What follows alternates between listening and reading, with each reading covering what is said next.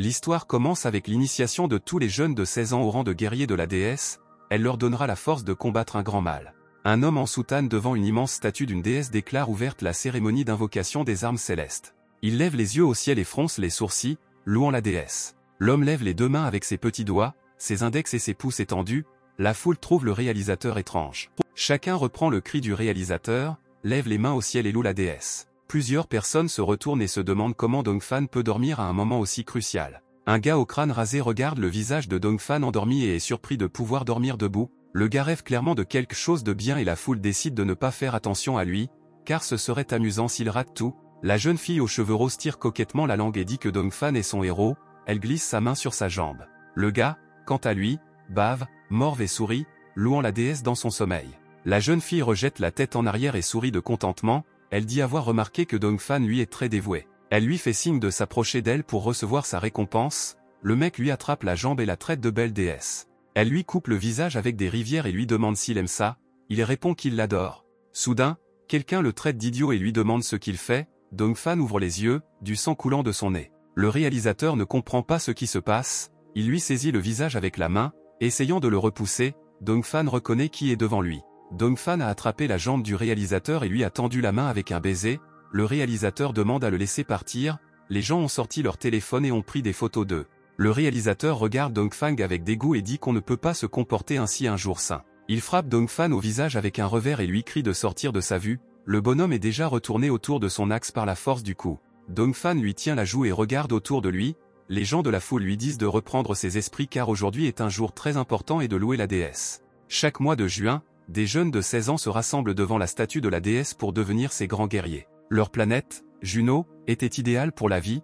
mais un jour fatidique, tout a changé. Une énorme étoile sanglante est apparue à leur horizon, ce qui a apporté beaucoup de problèmes et de mauvais temps. Une certaine entité nommée Anu est apparue de l'étoile et a commencé à tout balayer sur son passage, aucune arme ne pouvait lui résister. Tout autour était plongé dans l'obscurité, mais au tout dernier moment une déesse descendit du ciel. La déesse est vêtue de vêtements légers, ses paumes sont dirigées vers l'extérieur et un halo doré brille autour de sa tête. La déesse a doté les guerriers d'armes célestes, nécessaires pour combattre le mal. Grâce à la déesse, l'humanité a eu une chance de lutter contre Anu et le grand mal qui menaçait de détruire Juno. C'est à partir de ce moment que devenir un guerrier de la déesse est devenu le but et la responsabilité de chacun. L'homme en robe dit à la fille sur terre que vous devez imaginer clairement vos armes célestes lorsque vous priez la déesse. Il dit qu'elle sentira la déesse l'accueillir, la jeune fille s'assoit, les yeux fermés, et dit au réalisateur de se taire.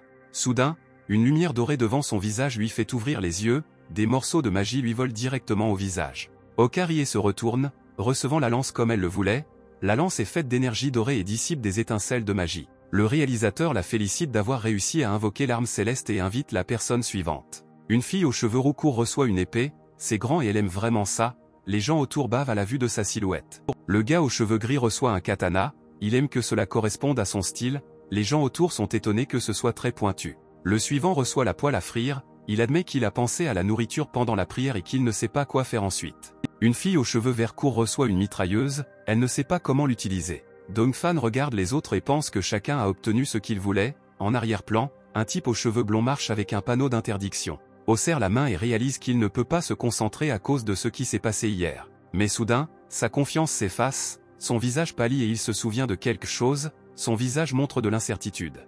Dongfan se souvient être venu boire un verre au marché nocturne, de nombreuses voitures sont garées autour de l'établissement avec une grande pancarte. Dongfan joue de la console et demande pourquoi des personnes aussi importantes boivent avec lui ici. La femme lui dit de se taire et lui tend une bière. L'homme au favori dit qu'il en a assez de boire et dit à la femme de boire avec Dongfan sans lui. Dongfan porte un toast. La jeune fille demande à Dongfan s'il est prêt pour la cérémonie de demain et lui porte un verre de bière à la bouche. De son autre main, elle plonge un homme avec des favoris dans de la bière, il tente de s'échapper, mais ne fait que gargouiller dans le verre. Dongfan dit que sa main droite n'a pas d'égal, il promet qu'il va bientôt vaincre Anu et sauver leur monde. La jeune fille lui verse de la bière de son verre au visage et lui crie de ne pas dire de bêtises. La jeune fille est en colère parce que Dongfan ne pense qu'à se battre et à tuer, un homme avec des favoris demande à changer de sujet. La fille et l'homme survolent le gars et disent qu'ils lui ont préparé du matériel de formation afin qu'il soit bien préparé. La fille et l'homme rient et sortent un sac avec toutes sortes de choses et promettent que Dongfana sera intéressé. La jeune fille lui tend une boîte avec un disque et lui dit de prendre le disque avec lui et de s'assurer de le regarder avant la cérémonie. Dongfana se demande pourquoi ils lui ont préparé un cadeau, le gars a mal à la tête, mais il met le disque dans le lecteur. Dongfan grimace lorsqu'un message d'avertissement apparaît à l'écran en anglais, il n'a aucune idée de ce que cela signifie. Un économiseur d'écran avec le titre « Le secret de la déesse » s'affiche à l'écran, la déesse sur l'image est dans une pose séduisante. Une fille aux cheveux roses ouvre la bouche, tire la langue et sourit, elle lui demande s'il est prêt à connaître le secret de la déesse. Dongfan sursaute lorsque le regard de la jeune fille le croise, il se demande si c'est vraiment une déesse, la fille à l'écran le traite de doux guerrier. Dongfan se fige avec la télécommande à la main et commence à se rendre compte que quelque chose ne va pas. La fille aux cheveux roses dit que très bientôt il apprendra le secret de la déesse, le gars comprend que cela ne ressemble pas du tout à du matériel pédagogique. La fille enlève ses vêtements et lui demande s'il est prêt à prendre plaisir, Dongfan comprend que ce n'est pas le moment de regarder quelque chose comme ça avant la cérémonie.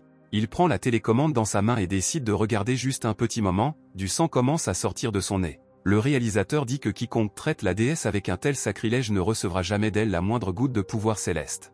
Dongfan dit au réalisateur qu'il ne devrait pas regarder cela et qu'il va maintenant éteindre la vidéo. La jeune fille serre contre elle les restes de ses vêtements et dit qu'elle va maintenant lui montrer le vrai paradis. Dongfan ne s'attendait pas à ce que ce ne soit que le début.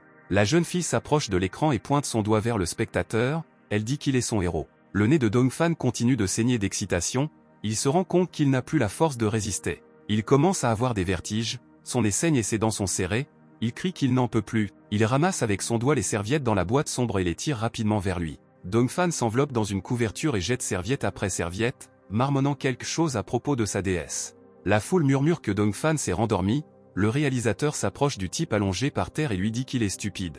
Le réalisateur crie que tout le monde a déjà invoqué ses armes célestes et dit à Dongfana de ne pas rester cloué sur place. Le directeur en robe donne un coup de pied aux fesses de Dongfang et lui dit d'aller plus vite, Dongfan crie qu'il est en route. Le réalisateur dit que Dongfana n'a qu'à présenter son arme céleste et attendre un signe de la déesse. Le réalisateur demande à la grande déesse de donner de la force à ce jeune homme, Dongfan lui serre la main, concentré. Il marmonne qu'il veut une grande épée et ouvre un œil, regardant la statue au-dessus de lui. La statue le regarde avec des yeux pétillants et lui demande quelle réponse il attend d'elle. Des éléments de l'enregistrement d'hier avec une jeune fille aux cheveux roses dans diverses poses séduisantes émergent dans sa mémoire. Dongfan n'a en tête que l'enregistrement d'hier avec le secret de la déesse, il est en colère contre lui-même parce que c'est tout ce à quoi il peut penser à un moment crucial. Il ferme les yeux et essaie de penser uniquement à l'arme qu'il souhaite se procurer, à savoir l'épée. Il tombe en avant devant la statue et crie qu'il n'arrive pas à se concentrer, le réalisateur dit qu'il peut essayer l'année prochaine. La foule crie qu'il y a un problème, le réalisateur dit simplement que le gars ne pouvait tout simplement pas invoquer une arme.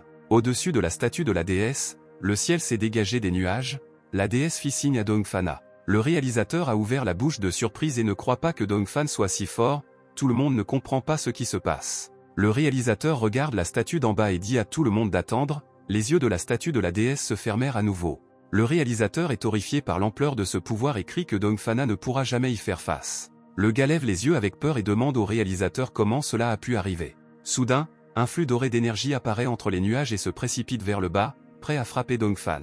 Quelqu'un crie que le pouvoir divin descend, d'autres crient à tout le monde de se baisser, car on ne sait pas ce qui adviendra d'un tel pouvoir. Le réalisateur ne peut pas croire qu'une force aussi puissante s'abatte soudainement sur Dongfang et dit qu'il ne peut pas y faire face. Le réalisateur a sauté de la plateforme et s'est caché parmi la foule, il crie à Dongfan de tenir le coup de toutes ses forces. Soudain, un courant de puissance frappe Dongfang, l'aveuglant, il hurle à cause de l'intensité de ce qui se passe. Parmi les nuages de poussière et d'étincelles magiques, une silhouette aux cheveux longs et flottants apparaît. Les personnes présentes se rendent compte que Dongfan est en vie lorsque quelqu'un tousse sur le quai, le réalisateur demande quel type d'arme il a reçu. La statue de la déesse a été endommagée, son halo est endommagé et les bords brisés scintillent encore de la magie du rayon qui les a créés. Dongfan tousse et demande s'il est vivant et pourquoi son corps est soudainement devenu si lourd, une fille aux cheveux roses est allongée sur sa poitrine.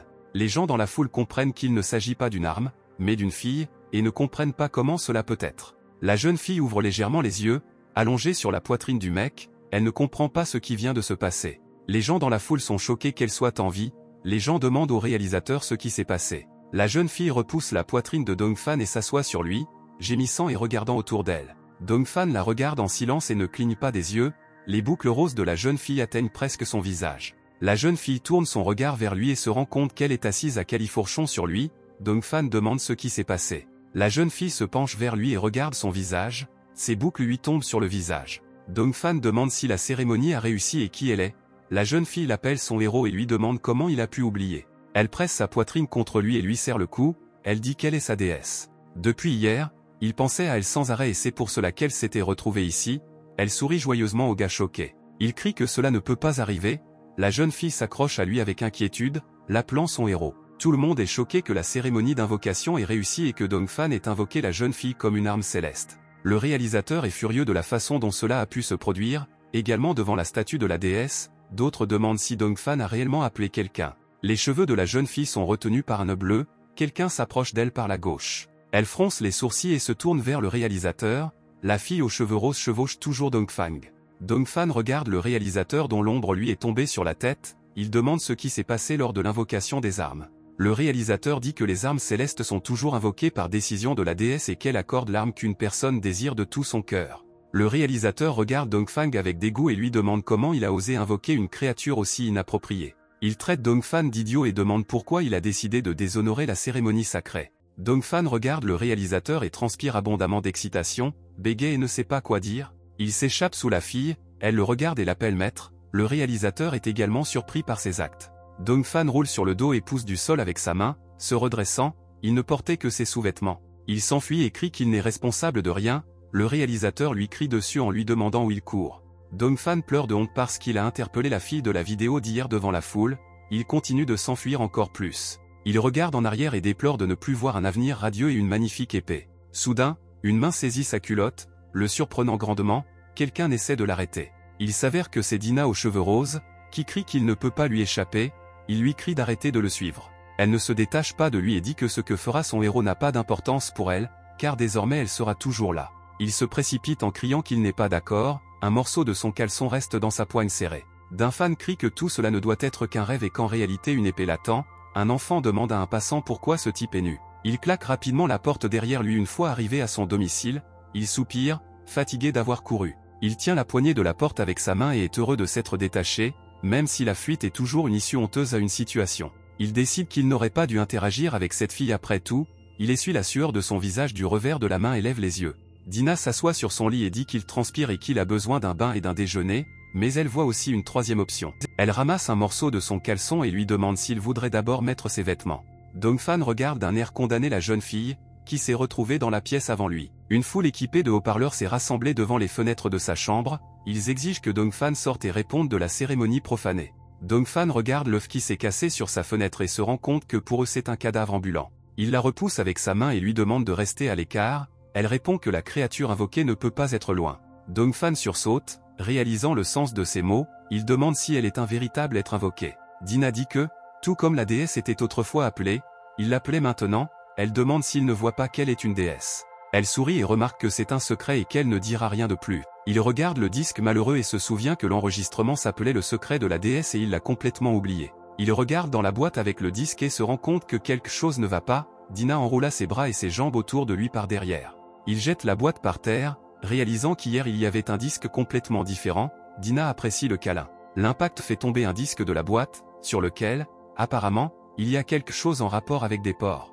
Dongfan regarde le disque qui est tombé de la boîte à cause de l'impact et demande comment cela est possible. Dongfan décide que Mei peut l'aider, Dina pose son menton sur son épaule et le serre dans ses bras, lui demandant de qui il s'agit. Dongfan fronça les sourcils, concentré et compose le contact souhaité sur son smartphone, il dit à la fille que c'est son ami. Le téléphone affiche une photo de Mei avec un verre de bière à la main, Dongfan se rend compte qu'elle a répondu au téléphone.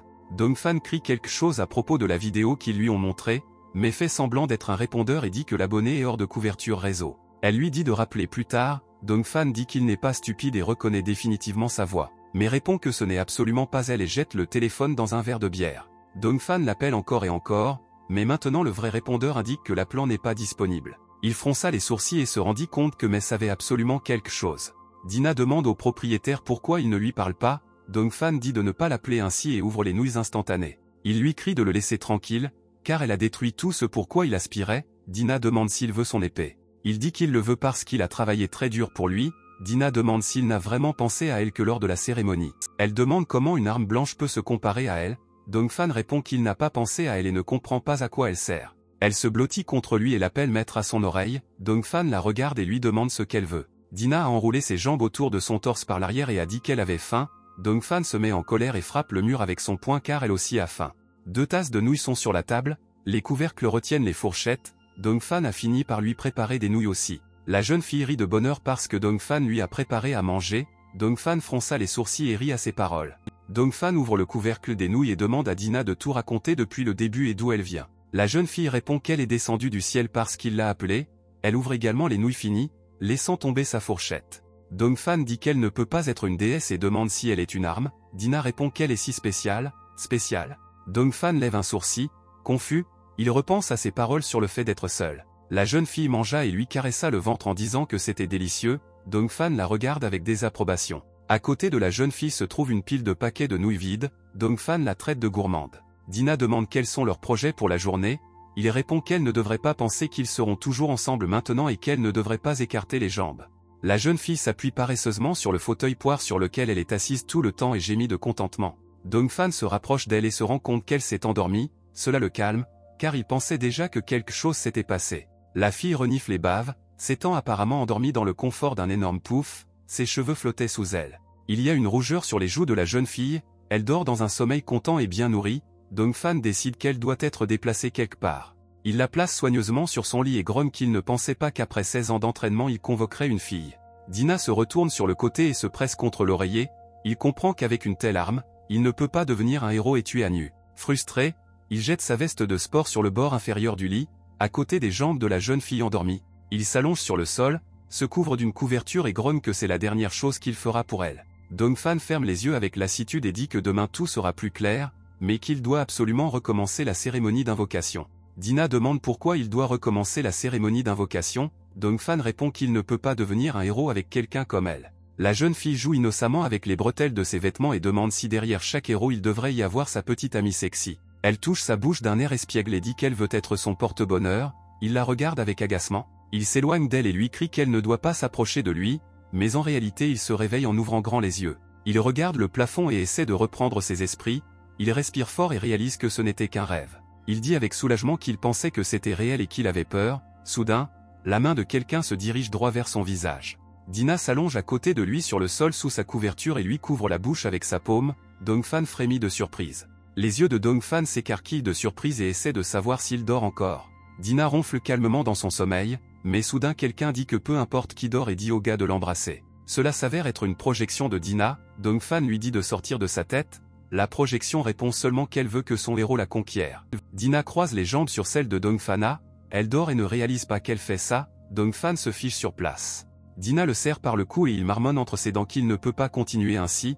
La projection demande s'il est vierge. Dongfan, avec un manque total de compréhension de ses actions ultérieures, répond qu'il n'avait personne auparavant. La projection lui dit de ne pas résister à ses désirs et qu'en tout cas il peut recommencer la cérémonie d'invocation. Dongfan regarde Dina avec fascination et marmonne que ce n'est qu'un rêve. Il tend la main vers son visage, mais Dina ouvre les yeux et se réveille. La jeune fille ouvre les yeux de surprise, essayant de comprendre la situation. Dongfan hurle de peur de se réveiller. Les yeux de Dina pétillent, assise droite. Dongfan demande pardon et demande à bien le comprendre, car il n'a rien fait de mal. Les yeux de la jeune fille brillent d'une couleur jaune surnaturelle. Elle touche son épaule et demande qui il est. Dongfan demande ce qu'elle veut dire. Une expression de colère apparaît sur le visage de la jeune fille. Elle recule et demande comment elle est arrivée ici. Elle met Dongfan à genoux dans le ventre, le jetant comme s'il ne pesait rien. Avec la couverture, la jeune fille se penche et le frappe au visage avec ses pieds, les yeux brillant furieusement. Dongfan ne parvient à l'appeler qu'avant le prochain coup. La jeune fille l'attrape en plein vol sous son propre cou à la cheville et le tire au sol.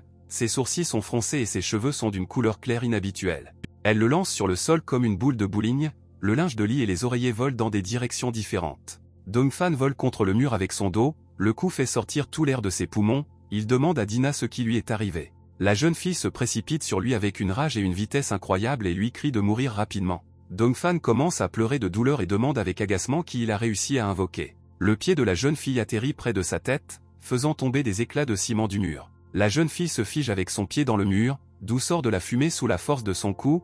Elle se fige et demande de quoi il parle. Elle lui demande avec inquiétude ce qu'il voulait dire lorsqu'il a dit qu'il l'avait appelée. Il y a un saut divin dans les lèvres de la jeune fille. Elle est surprise et se rend compte qu'elle est dans le monde des humains. Ceux qui regardent la vidéo peuvent assister au spectacle le plus rare d'une force aussi puissante descendant du ciel. Ce type a vraiment survécu et une fille est apparue. Du bruit apparaît sur l'écran. Les gens discutent du fait que maintenant la capitale du Sud est devenue la risée, de ce à quoi le gars pensait pendant le rituel et il est inouï qu'une personne soit convoquée. Le directeur dit qu'il faut qualifier cet incident d'appel raté. Un autre affirme qu'une telle chose pourrait susciter la colère populaire. D'autres disent qu'avec la réponse de la déesse, Le rituel est considéré comme réussi et quelle que soit leur attitude, trop de gens l'ont vu pour le cacher. Quelqu'un crie à tout le monde de se taire, le réalisateur est confus et regarde la personne qui a attiré l'attention. Le directeur frémit en reconnaissant le chef de cabinet, il se tient sur le balcon au-dessus et dit qu'il a un verdict concernant l'incident. Le chef de cabinet dit considérer cet appel comme un échec, d'autres ci-dessous répondent au chef de cabinet que c'est inacceptable. Le chef de cabinet s'appuie sur ses coudes et se penche en avant, il dit que même si leur situation est difficile, elle leur ouvrira de nouvelles opportunités. Le chef tourne son regard vers la vidéo de l'appel de Dongfan qui est à nouveau diffusée et dit que ces opportunités seront offertes par les gens eux-mêmes. Ses lunettes montrent le visage de Dina, il dit à toutes les personnes présentes d'être plus attentives et prudentes. La fille aux cheveux couleur blé et aux yeux bleus fronce les sourcils et ordonne à Dongfana de parler. Dongfan pâlit sous l'assaut de la puissance de son membre et demande de quoi il devrait parler exactement. La jeune fille pose des questions sur la conscription, Dongfan remarque le changement dans l'apparence de Dina et demande ce qui ne va pas chez elle, la fille demande pourquoi elle est ici. Il dit qu'il y a eu un appel pour des armes et qu'elle est apparue, et en général, elle est venue elle-même chez lui, puis s'est faufilée sous sa couverture. La jeune fille fronça les sourcils, confuse, elle demande s'il parle de l'appel de Chenu et comment cela est possible. Dongfan ne comprend pas comment et pourquoi elle a tout oublié, la jambe de la jeune fille quitte son cou, ouvrant ainsi l'accès à l'oxygène. Elle lui dit avec enthousiasme qu'il lui ment, elle ne comprend pas comment l'appel de Chenu peut la convoquer elle-même. Dongfan répond qu'il ne sait pas, car il a essayé d'invoquer la grande épée, et elle est apparue et a demandé à le croire. La jeune fille comprend qu'il ne sait pas qui elle est, il demande avec un rire gêné si elle est une humaine et une arme. Il rit et suggère qu'elle est une épée en chair et en os, ses sourcils forment une petite maison. La jeune fille frémit devant l'absurdité de cette hypothèse, elle le regarde d'un air menaçant, s'interrogeant sur l'épée dans la chair.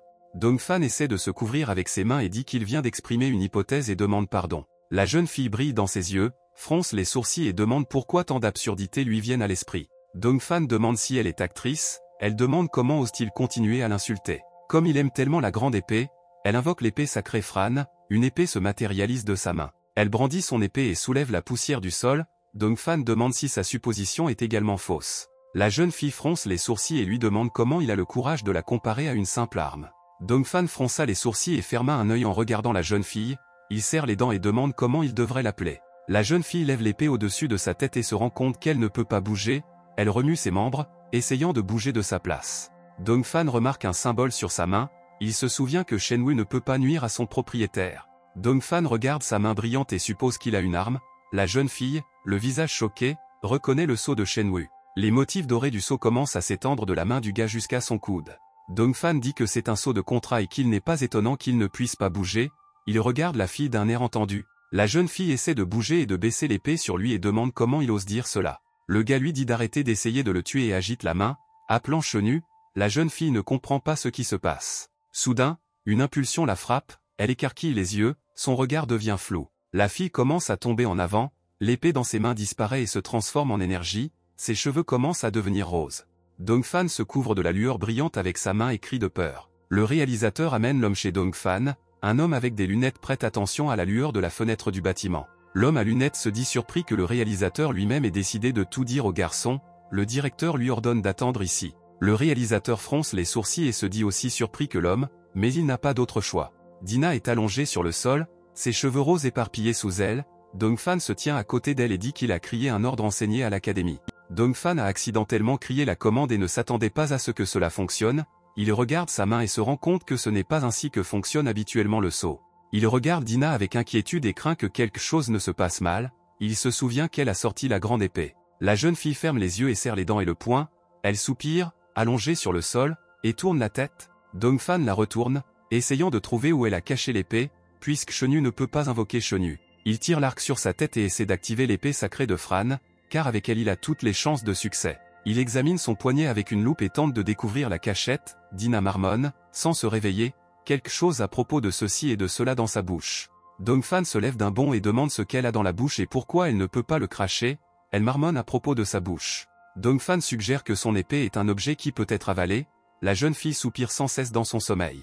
Dongfan ouvre la bouche et marmonne qu'il savait qu'elle avait caché l'épée quelque part sur elle, la fille ronfle pendant qu'il met ses doigts dans sa bouche. Dongfan transpire et est nerveux, il dit qu'il n'y a que de la bave sous ses doigts et qu'il n'y trouve pas l'épée. Une fille avec un rougissement sur les joues marmonne qu'elle a de délicieuses nouilles dans la bouche, les doigts de Dongfan écartent ses lèvres. Dongfan devient pâle et déçu, il lève les yeux d'un air condamné et demande de quel genre de nouilles elle parle. Soudain, Un bruit derrière le gars attire son attention, il frémit et se retourne. Soudain, le réalisateur fait irruption dans la chambre du gars, le frappant à l'arrière de la tête avec la porte.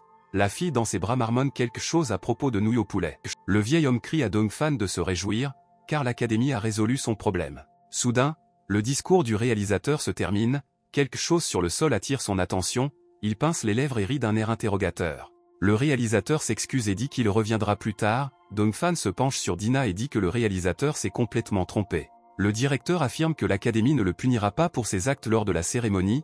Dongfan demande avec crainte s'il sera vraiment rappelé. Le directeur dit que l'académie reconnaît ses capacités de combat et son arme sacrée. Il dit que même si l'arme est une fille, il n'y aura plus de problème. Dongfan tente de s'y opposer, tenant Dina près de lui. Le réalisateur affirme qu'à partir de ce jour, personne ne les jugera. Dongfan se souvient de la façon dont tout le monde le jugeait. Le réalisateur dit d'oublier ça.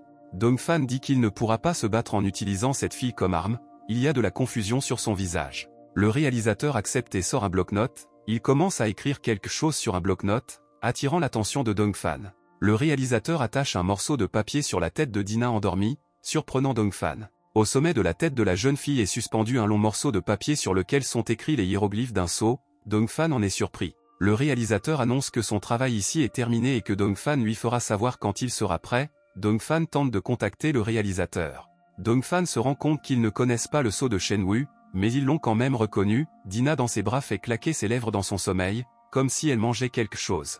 Dongfan se précipite hors de sa maison en ouvrant la porte, il court après le réalisateur, le suppliant avec enthousiasme d'arrêter. Le réalisateur monte dans la voiture et dit que Dongfan l'a fatigué, il dit qu'il lui suffisait de lui faire part de la décision de l'académie. Dongfan demande ce que recherche l'académie, puisqu'il ne peut pas utiliser la fille comme une arme. Le réalisateur lui dit de trouver une solution par lui-même et s'il a encore des questions, laissez-le en discuter lors du test Shenwu. Dongfan demande de quel test nous parlons, le réalisateur part et dit qu'il attend avec impatience son discours. Une légère brise joue avec la feuille au pied de Dongfan, il se demande s'il doit emmener Dina combattre des monstres. Seuls ceux qui réussissent le test peuvent obtenir le droit de combattre les poupées noires, ceux qui réussissent sont très forts. Quelqu'un a couru vers l'académie et a renversé tout le monde, les gars pensent qu'ils doivent prendre la bataille plus au sérieux. Les gars décident de vaincre ces deux-là, qui ont renversé le reste des participants, car ils n'auront alors pas à passer le test. Soudain, l'un des gars est touché à l'arrière de la tête juste au moment où il était prêt à se lancer dans la bataille. Un autre gars tient l'homme assommé par le col et dit qu'il a de la chance d'avoir réussi à l'arrêter, car un désastre aurait eu lieu. Les deux qui ont renversé tout le monde portent l'uniforme du comité de répression, cette organisation est spécialisée dans l'élimination des hérétiques. La mâchoire du gars tombe de surprise et il demande à nouveau s'ils admirent vraiment la déesse au point d'être prêts à détruire ceux qui ne sont pas d'accord. Le comité de répression est l'élite de la capitale, le gars demande ce qu'ils ont oublié ici. Un type en veste blanche et orange frappe tout le monde avec une matraque de police, il est difficile de dire pour le moment quelle est la tâche de la commission. Le gars fait tourner le bâton dans sa main et l'attrape dans son dos, les gens prosternés gémissent dans des nuages de poussière. Une fille aux cheveux verts s'assit à genoux et demanda à la déesse de pardonner les péchés des vaincus, elle invite Xiaoji à nettoyer les lieux. Xiaoji vérifie la liste sur son téléphone et dit qu'ils ont terminé, mais ces gars sont juste pour qu'ils s'échauffent. La jeune fille dit que même dans ce cas, tout manque de respect envers la déesse doit être sévèrement puni. La fille suggère à Xiaoji de passer au prochain objectif, il dit que leur prochaine cible peut être qualifiée de roi des contrevenants. Une image de Dongfan apparaît sur l'écran de son téléphone, accusé d'avoir serré une femme dans ses bras lors d'une cérémonie de conscription. Dongfan demande comment Dina ne se souvient pas de ce qui vient de se passer. Il dit que la couleur de ses cheveux a changé et qu'elle a désespérément essayé de le frapper avec une épée. La jeune fille le regarde. La jeune fille dit qu'elle ne s'en souvient pas et suppose qu'il a tout rêvé. Elle rit et tend son index d'un air espiègle. La jeune fille s'approche de lui et lui murmure que s'il veut qu'elle le réconforte, elle le fera avec plaisir. Le gars est indigné et rougit. Il se lève, forçant Dina à saisir la manche de son t-shirt pour garder l'équilibre. Il demande de quelles absurdités elle parle. Dina ferme un œil et est d'accord avec ses paroles, seulement pour lui demander s'ils peuvent d'abord manger puis parler. Dongfan comprend que le réalisateur s'est clairement trompé et que la soumettre à l'épreuve équivaut à signer son propre arrêt de mort. Dongfan demande à Dina si elle veut l'accompagner au test et si elle sait se battre. La jeune fille réfléchit un instant, se grattant le menton en pensant, elle dit que c'est du gâteau pour elle. Dongfan se rend compte que Dina peut se transformer en blonde afin que sa force de combat soit complètement folle. Dongfan décide que dans ce cas, la question de savoir si elle doit subir un test disparaît d'elle-même. Dina le pousse faiblement avec son poing et dit qu'elle l'a frappé et que c'est un vrai combat. Dongfan demande ce qu'elle veut dire. Dongfan enfile sa veste pendant qu'il marche et entraîne Dina avec lui. Il comprit qu'il n'aurait pas dû s'attendre à quelque chose d'extraordinaire de sa part. Dina demande pourquoi ils vont quelque part. car elle n'a même pas encore mangé. Dongfan marmonne des jurons dans sa barbe. Dongfan demande à Dina pourquoi elle ne pense qu'à la nourriture, car elle préfère penser à lui sans mourir pendant la compétition. Il s'approche du magasin d'armure, la fille à l'intérieur les salue et reconnaît Dongfan, disant qu'ils ne se sont pas vus depuis longtemps. La jeune fille dit qu'à la télévision, il ne diffuse que des informations sur la décadence morale. Dongfan lui dit de lui apporter l'armure. Dina est surprise qu'il soit dans un magasin de vêtements et dit que tous les vêtements ici font très peur. La jeune fille est surprise qu'il s'achète une armure aussi chère. Dongfan dit qu'il achète une armure pour Dina. La vendeuse se souvient que Dina est l'arme divine qu'il a invoquée, son regard est serein. Dongfan prétend qu'il pensait invoquer un androïde et ne s'attendait pas à ce que ce soit une vraie personne. Dongfan dit que l'académie elle-même a décidé qu'elle était désormais son arme. Dina se plaint d'avoir faim, mais le gars lui dit d'être patiente. Dongfan montre un ensemble d'armures lourdes et dit à Dina d'essayer cette armure infernale. Dongfan apporte le casque géant à Dina et dit que c'est l'armure la plus populaire du magasin, car elle est complètement impénétrable. Dina s'imagine dans cette armure et elle a l'air absolument ridicule avec son joli visage et son nœud rose dans les cheveux. La jeune fille peut à peine contenir son rire à l'idée d'une telle image. Dongfan crie que l'armure est excellente et la protégera parfaitement pendant le test. La vendeuse dit que l'armure coûte assez cher, 1500 pièces académiques. Dongfan convient que c'est assez cher. Il demande une réduction, car sa tante est partie en mission et lui a laissé très peu d'argent pour vivre. La fille dit que ça ne marchera pas. Dongfan paie la réservation par téléphone et dit que la vendeuse n'a pas de cœur. La jeune fille scannait son téléphone. Elle explique calmement que ce magasin n'est pas le sien et qu'elle y travaille uniquement comme vendeuse. La jeune fille regarde autour de lui et demande où est passée son arme divine. Dongfan est surpris lorsqu'il ne trouve pas Dina. Dongfan fronça les sourcils et se rendit compte que Dina s'était enfuie quelque part. Il commence à fouiller tous les coins et recoins du magasin. Soudain, un mouvement attire son attention. Il voit des cheveux roses avec un nœud bleu derrière l'étagère à côté de lui. Le gars se relève et regarde derrière l'étagère. Il demande ce qu'elle cherche là-bas. La jeune fille remarque sa présence. La fille lui montre quelque chose et est très fière de sa trouvaille. Dongfan ne comprend pas ce qu'elle lui montre. Dina rapporte avec joie qu'il s'agit d'une très bonne armure légère. Dongfan dit que cette armure est trop chère. Dina dit que peu importe ce que c'est, mais dans cette armure, les parties les plus intéressantes du corps seront visibles. Deux acheteurs remarquent que Dongfan regarde les sous-vêtements féminins et le traite de pervers dégoûtant. Dongfan ne comprend pas pourquoi la lingerie est vendue dans un magasin d'armure. Il fronce les sourcils et rougit. Dongfan frémit en se rappelant que les sous-vêtements coûtent 10 000 pièces académiques, mais Dina demande de lui acheter exactement cela. Dongfan détourne le regard de Dina, considérant un tel prix comme un vol. Dina presse le gars, le suppliant de lui acheter cette armure. La vendeuse sourit en pensant à combien elle gagne en vendant des sous-vêtements, mais Dongfan ne comprendra jamais cela. La jeune fille qui travaille comme vendeuse rit, étire ses lèvres en souriant et fait un clin d'œil en regardant le gars. Dongfan arrache les sous-vêtements des mains de Dina et crie qu'il n'est pas obligé d'écouter ce que veut Dina. Il dit que cette misérable chose doit être jetée. Dongfan piétine son pied et ordonne à Dina d'essayer immédiatement l'armure infernale, car elle seule la protégera. La jeune fille rit de sa colère. Dongfan pousse Dina dans la loge, lui tend une boîte d'armure et lui ordonne de l'essayer. La vendeuse dit que Dongfan devra compenser les dommages causés à l'armure, car cette armure est une édition limitée. Le gars la traite de voleuse. Dina jette un coup d'œil derrière le rideau de la cabine d'essayage et appelle Dongfan. Il écarquille les yeux avec inquiétude et demande ce qui s'est passé. La jeune fille le prend par la manche, l'attire vers elle et lui demande de l'aider. Dongfan ne comprend pas pourquoi et résiste, mais s'en va. La jeune fille fronça les sourcils et baissa les yeux avec inquiétude. Dongfan ouvre le rideau avec sa main et regarde à l'intérieur avec un visage insatisfait. Dina s'est pendue avec des pièces d'armure séparées et dit qu'elle ne sait pas comment l'enfiler. Le gars regarde Dina avec un sourcil levé et dit qu'elle ne peut pas le faire à cause du grand nombre de jupes qu'elle porte. La jeune fille serre le crâne sur les fermoirs et réfléchit aux paroles de Dongfan à propos de ses jupes. Elle sourit et rougit. Elle dit qu'elle le comprend en pressant le crâne contre sa joue. Elle commence à se déshabiller et dit qu'elle va tout arranger maintenant. Dongfan crie qu'elle n'a aucune raison de se déshabiller complètement. Dongfan attache soigneusement les nouvelles pièces d'armure et se prépare à mettre une plaque sur Dina pour protéger son dos. La fille lui tient les cheveux et dit qu'il les a trop serrés. Dongfan essaie de démêler les liens et lui dit de ne pas faire de bruit. Dina lève les mains et regarde sa poitrine, qui est pressée et soulevée par une pièce d'armure sur son ventre. Soudain, un cri se fait entendre depuis la cabine d'essayage.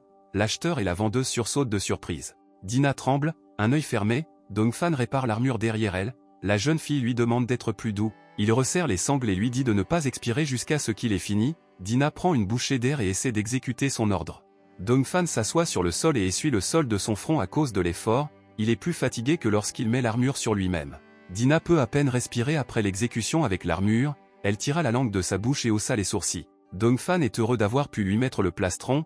La prochaine étape consiste à mettre tout le reste. Dongfan attrape la sangle et tire, ordonnant à Dina de ne pas bouger.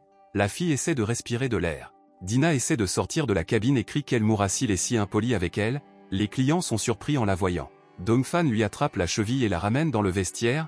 Les clients demandent à quel genre de farce stupide ils font. Dongfan la traîne en arrière et lui crie de ne pas s'enfuir car ils doivent continuer. Dina demande de l'aide à d'autres clients. Dongfan la gronde avec déception car elle n'est même pas capable de mettre une armure. La jeune fille s'éloigne de lui et demande grâce. Dongfan crie désespérément que sans armure, ils ne peuvent qu'attendre docilement jusqu'à ce qu'il soit tué. Les clients se pressaient autour du stand avec Dongfan et Dina à l'intérieur, confus par les bruits venant de l'intérieur. La vendeuse secoue la tête en regardant le stand derrière le comptoir. Dina crie qu'il est trop grossier et que quelqu'un devrait l'aider. Dongfan boucle son brassard et lui ordonne de se lever sous peine de réduire son régime. Quelqu'un ouvre l'écran sur le stand. Dina gémit et dit à Dongfana de ne pas la toucher à cet endroit. Il s'avère que c'est une vendeuse. Elle regarde impassiblement les deux personnes présentes dans la cabine. Dina crie qu'elle n'en peut plus. Dongfan remarque la vendeuse qui s'est précipitée vers eux. Il a des cornes dans les mains. Dina est liée par les sangles de sa propre armure. La vendeuse est furieuse de ce qu'elle a vu et de tout le tumulte qu'ils ont provoqué dans le magasin avec leurs cris et leurs gémissements. La vendeuse demande pourquoi ils ont crié. Elle dit avec irritation qu'ils ont fait fuir tous ses clients. Elle donne un coup de pied à Dongfan dans le cul et lui dit de se perdre. Il porte dans ses mains une boîte contenant une armure achetée. Dina avance joyeusement. Il marche parmi d'immenses gratte-ciel. Dina dit que ce qui s'est passé est entièrement de sa faute et demande à Dongfan de ne pas être en colère contre elle. Dina demande si elle ne peut plus porter cette armure, car elle est très lourde et laide. Dongfan répond que l'armure est obligatoire. Il dit que lors du test, ils devront affronter des poupées sombres et qu'ils n'ont aucune force. Ils doivent donc réfléchir à la manière de se protéger. Elle lui lance un regard confus et lui dit qu'elle le protégera et qu'il ne faut pas s'inquiéter. Ses yeux s'écarquillent de surprise. Quelqu'un marche derrière eux. Des chaussures blanches à semelles oranges s'arrêtent au milieu de la rue. Leur propriétaire regardant droit dans les yeux le couple. Dina dit qu'elle est désolée et dit à Dongfan d'arrêter de bouder. Le gars se rend compte que quelqu'un les suit. Dina demande à Dongfan de l'attendre. Il court et la presse de le suivre plus vite. Dina regarde Dongfan avec inquiétude et demande pourquoi il est si étrange et quel est le problème. Le gars lève les yeux au ciel et dit qu'il l'a déjà dit. Dongfan dit que quelqu'un les surveille tout le temps. De plus, le poursuivant se trahit trop. Le type au poste avec le journal sursaute. Le gars au poste fronce les sourcils et commence à transpirer abondamment. Se cachant derrière un journal, il essaie de ne pas montrer son enthousiasme. Dongfan soupire et dit qu'il pense que ce type est un pervers. Dongfan regarde le ciel avec une déception sur le visage. Dongfan décide qu'il ne veut pas avoir affaire à de tels idiots et s'enfuit. Le gars saisit le journal et marmonne qu'ils ne peuvent toujours pas s'échapper.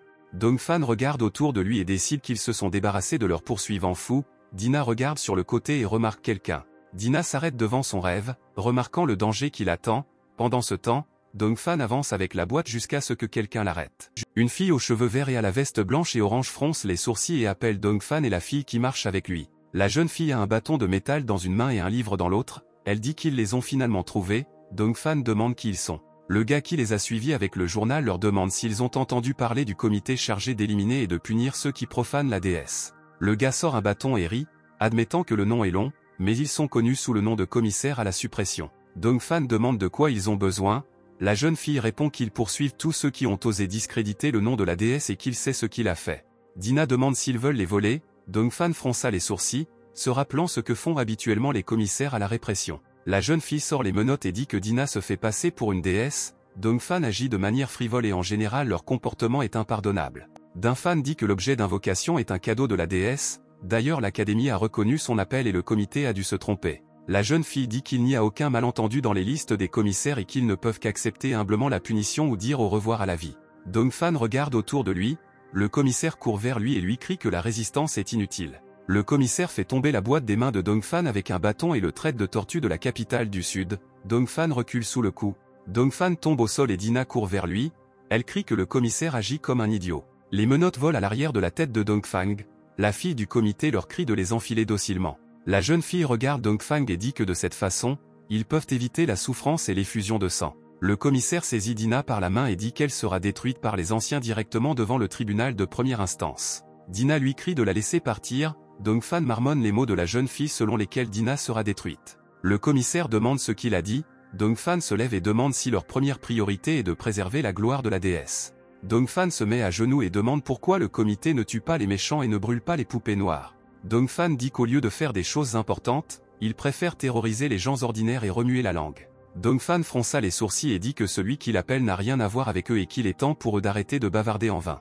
Dongfan met les menottes et exige que le commissaire libère Dina et la lui rende. le commissaire dit qu'il s'agit d'une simple résistance à l'arrestation. La fille aux cheveux verts tourne la tête avec incrédulité et dit que Dongfan a des dents pointues et une langue désossée. La jeune fille tire la main de Dina et dit à son partenaire, qui s'appelle Xiaoji, qu'elle lui laisse Dongfan. Xiaoji traite Dongfang de garçon et dit qu'ils sont venus de la capitale impériale elle-même pour s'occuper de lui. Le commissaire lève son bâton et se dit très en colère et exige que Dongfan s'agenouille devant lui. Dongfang fronça les sourcils devant son ton et regarda Xiaoji sous ses sourcils, ses yeux gris sont pleins de rage. Dongfan saute en l'air, évitant la frappe du commissaire, Xiaoji manque, son bâton heurtant le sol là où se tenait Dongfang.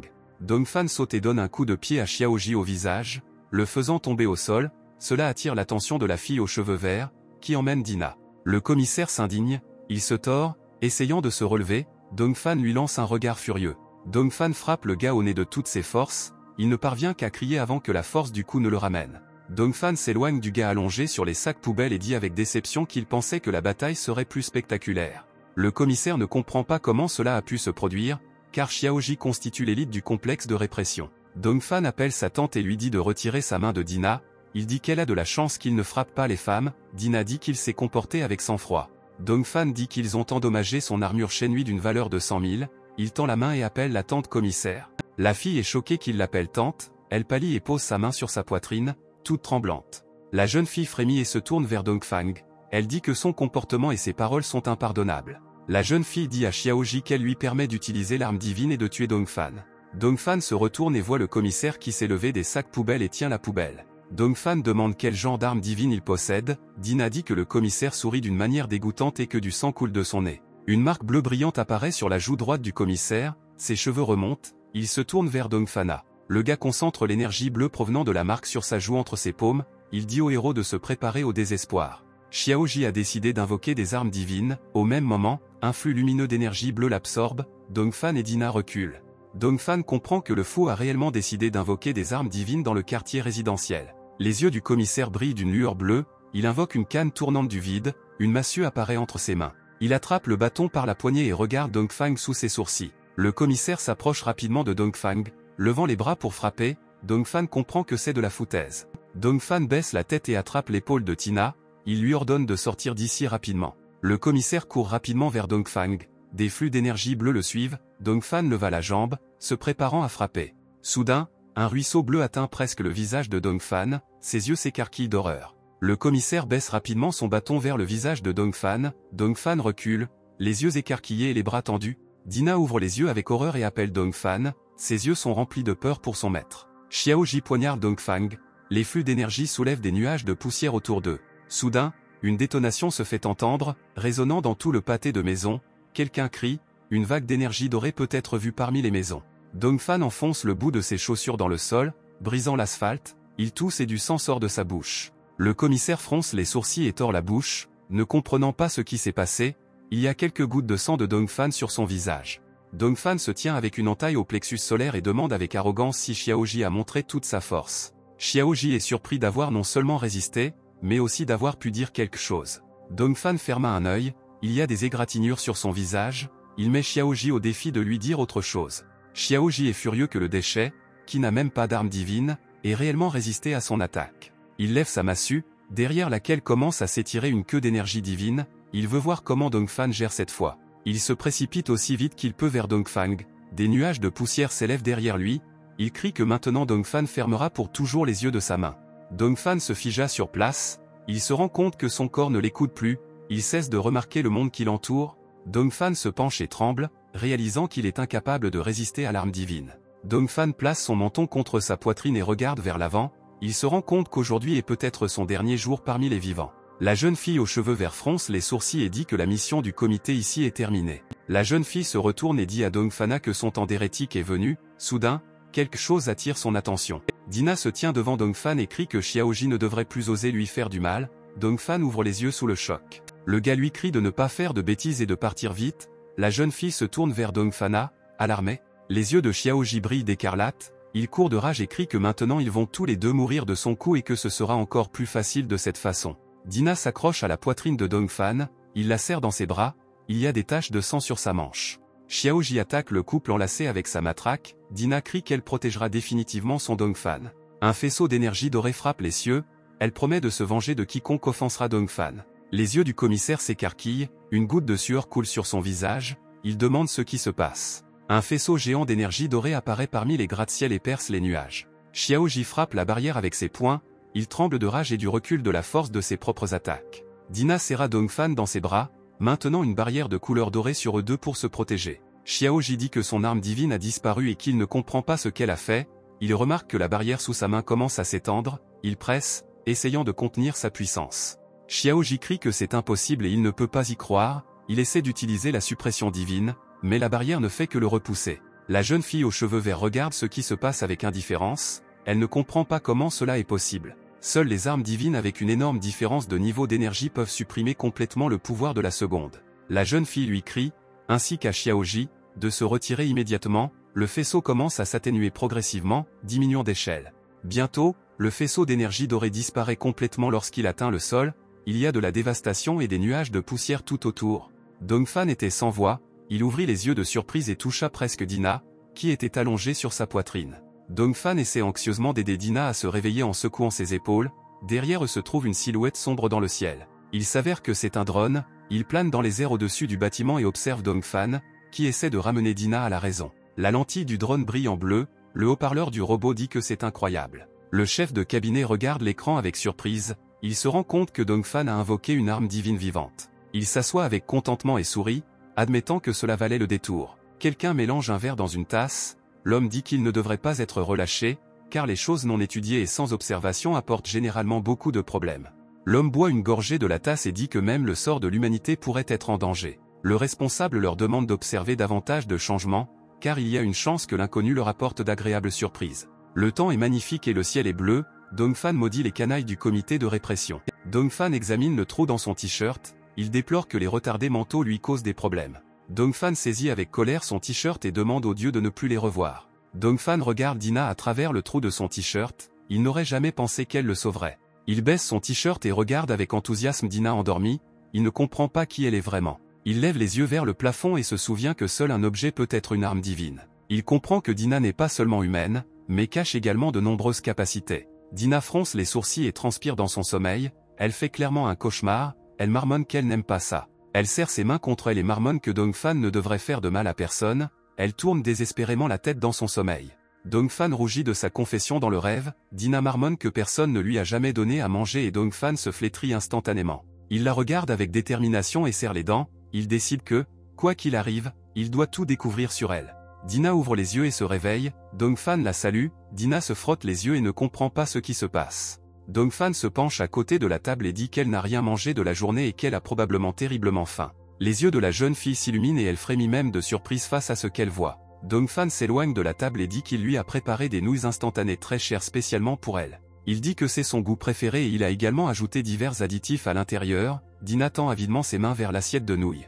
Dongfan l'entoure de ses bras, la jeune fille s'arrête avec la surprise sur le visage et la bave coulant de sa bouche. Dongfan exige qu'elle lui dise qui elle est, Dina lui dit de la laisser manger ses nouilles luxueuses. Elle tend la main vers l'assiette, la touchant presque du bout des doigts, mais Dongfan la tient fermement. Dongfan la tient fermement et dit que personne n'a une arme divine comme elle. Dongfan dit qu'il ne sait rien d'elle et qu'elle ne mangera pas tant qu'ils n'auront pas tout compris. La fille marmonne qu'elle veut ses nouilles, sa main tremble sous l'effort de se rapprocher de l'assiette. Dongfan la regarde et lui dit de répondre comment elle change la couleur de ses cheveux du rose au blé et à propos de la grande épée. La jeune fille se fige en ouvrant les yeux, Dongfan demande comment elle a arrêté ces canailles du comité. Les yeux de la jeune fille se vident et elle marmonne qu'elle ne pourra plus se retenir. Elle pleure et mord la main de Dongfan, il hurle de douleur. Dongfan crie qu'il est blessé et essaie de la repousser, Dina lui attrapa la main, ferma les yeux et ne la lâcha pas. Dongfan demande à Dina de ne pas faire semblant d'être idiote, car ils doivent se battre ensemble, ils sont partenaires, mais il ne la connaît pas du tout. Dina dit qu'elle ne trompe pas et ne comprend vraiment pas ce qu'il veut dire, elle dit qu'aujourd'hui, elle voulait juste le protéger. Dongfan détourne le regard avec enthousiasme, il dit que si elle dit la vérité, elle peut alors commencer à manger. Il regarde le bol de nouilles vide, réalisant soudain qu'il est déjà vide. Dina rote et tombe au sol, elle félicite Dongfan pour le fait que c'était très savoureux. Dina fronce les sourcils et détourne le regard, elle dit qu'elle ne sait pas non plus comment cela lui arrive et pour quelle raison. Elle ne se souvient pas de ses paroles, elle dit avoir perdu connaissance et ne se souvient pas de ce qui s'est passé après que le commissaire ait été frappé, Dongfan accepte sa réponse.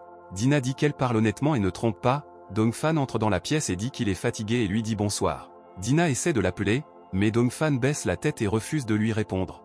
Dina demande si cela ne ressemble vraiment pas au genre d'arme qu'il voudrait. Elle dit qu'elle deviendra l'arme divine parfaite et le rendra heureux. Un vortex d'énergie dorée apparaît autour d'elle. Dongfan demande de quoi elle parle. Tina crie qu'elle sera l'arme dont il sera satisfait. Dongfan demande avec surprise si Dina peut se transformer en une véritable arme divine.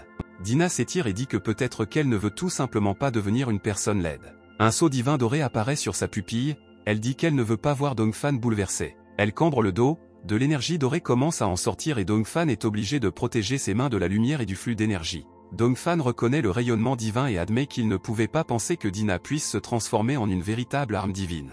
Dongfana se demande ce qu'elle va devenir, il suppose que ce doit être la même grande épée. Il se réjouit de posséder désormais également une arme divine, mais soudain tout se calme et la vapeur se dissipe. Dongfan se rapproche de l'endroit où se tenait Dina, des morceaux de ses vêtements tombent au sol.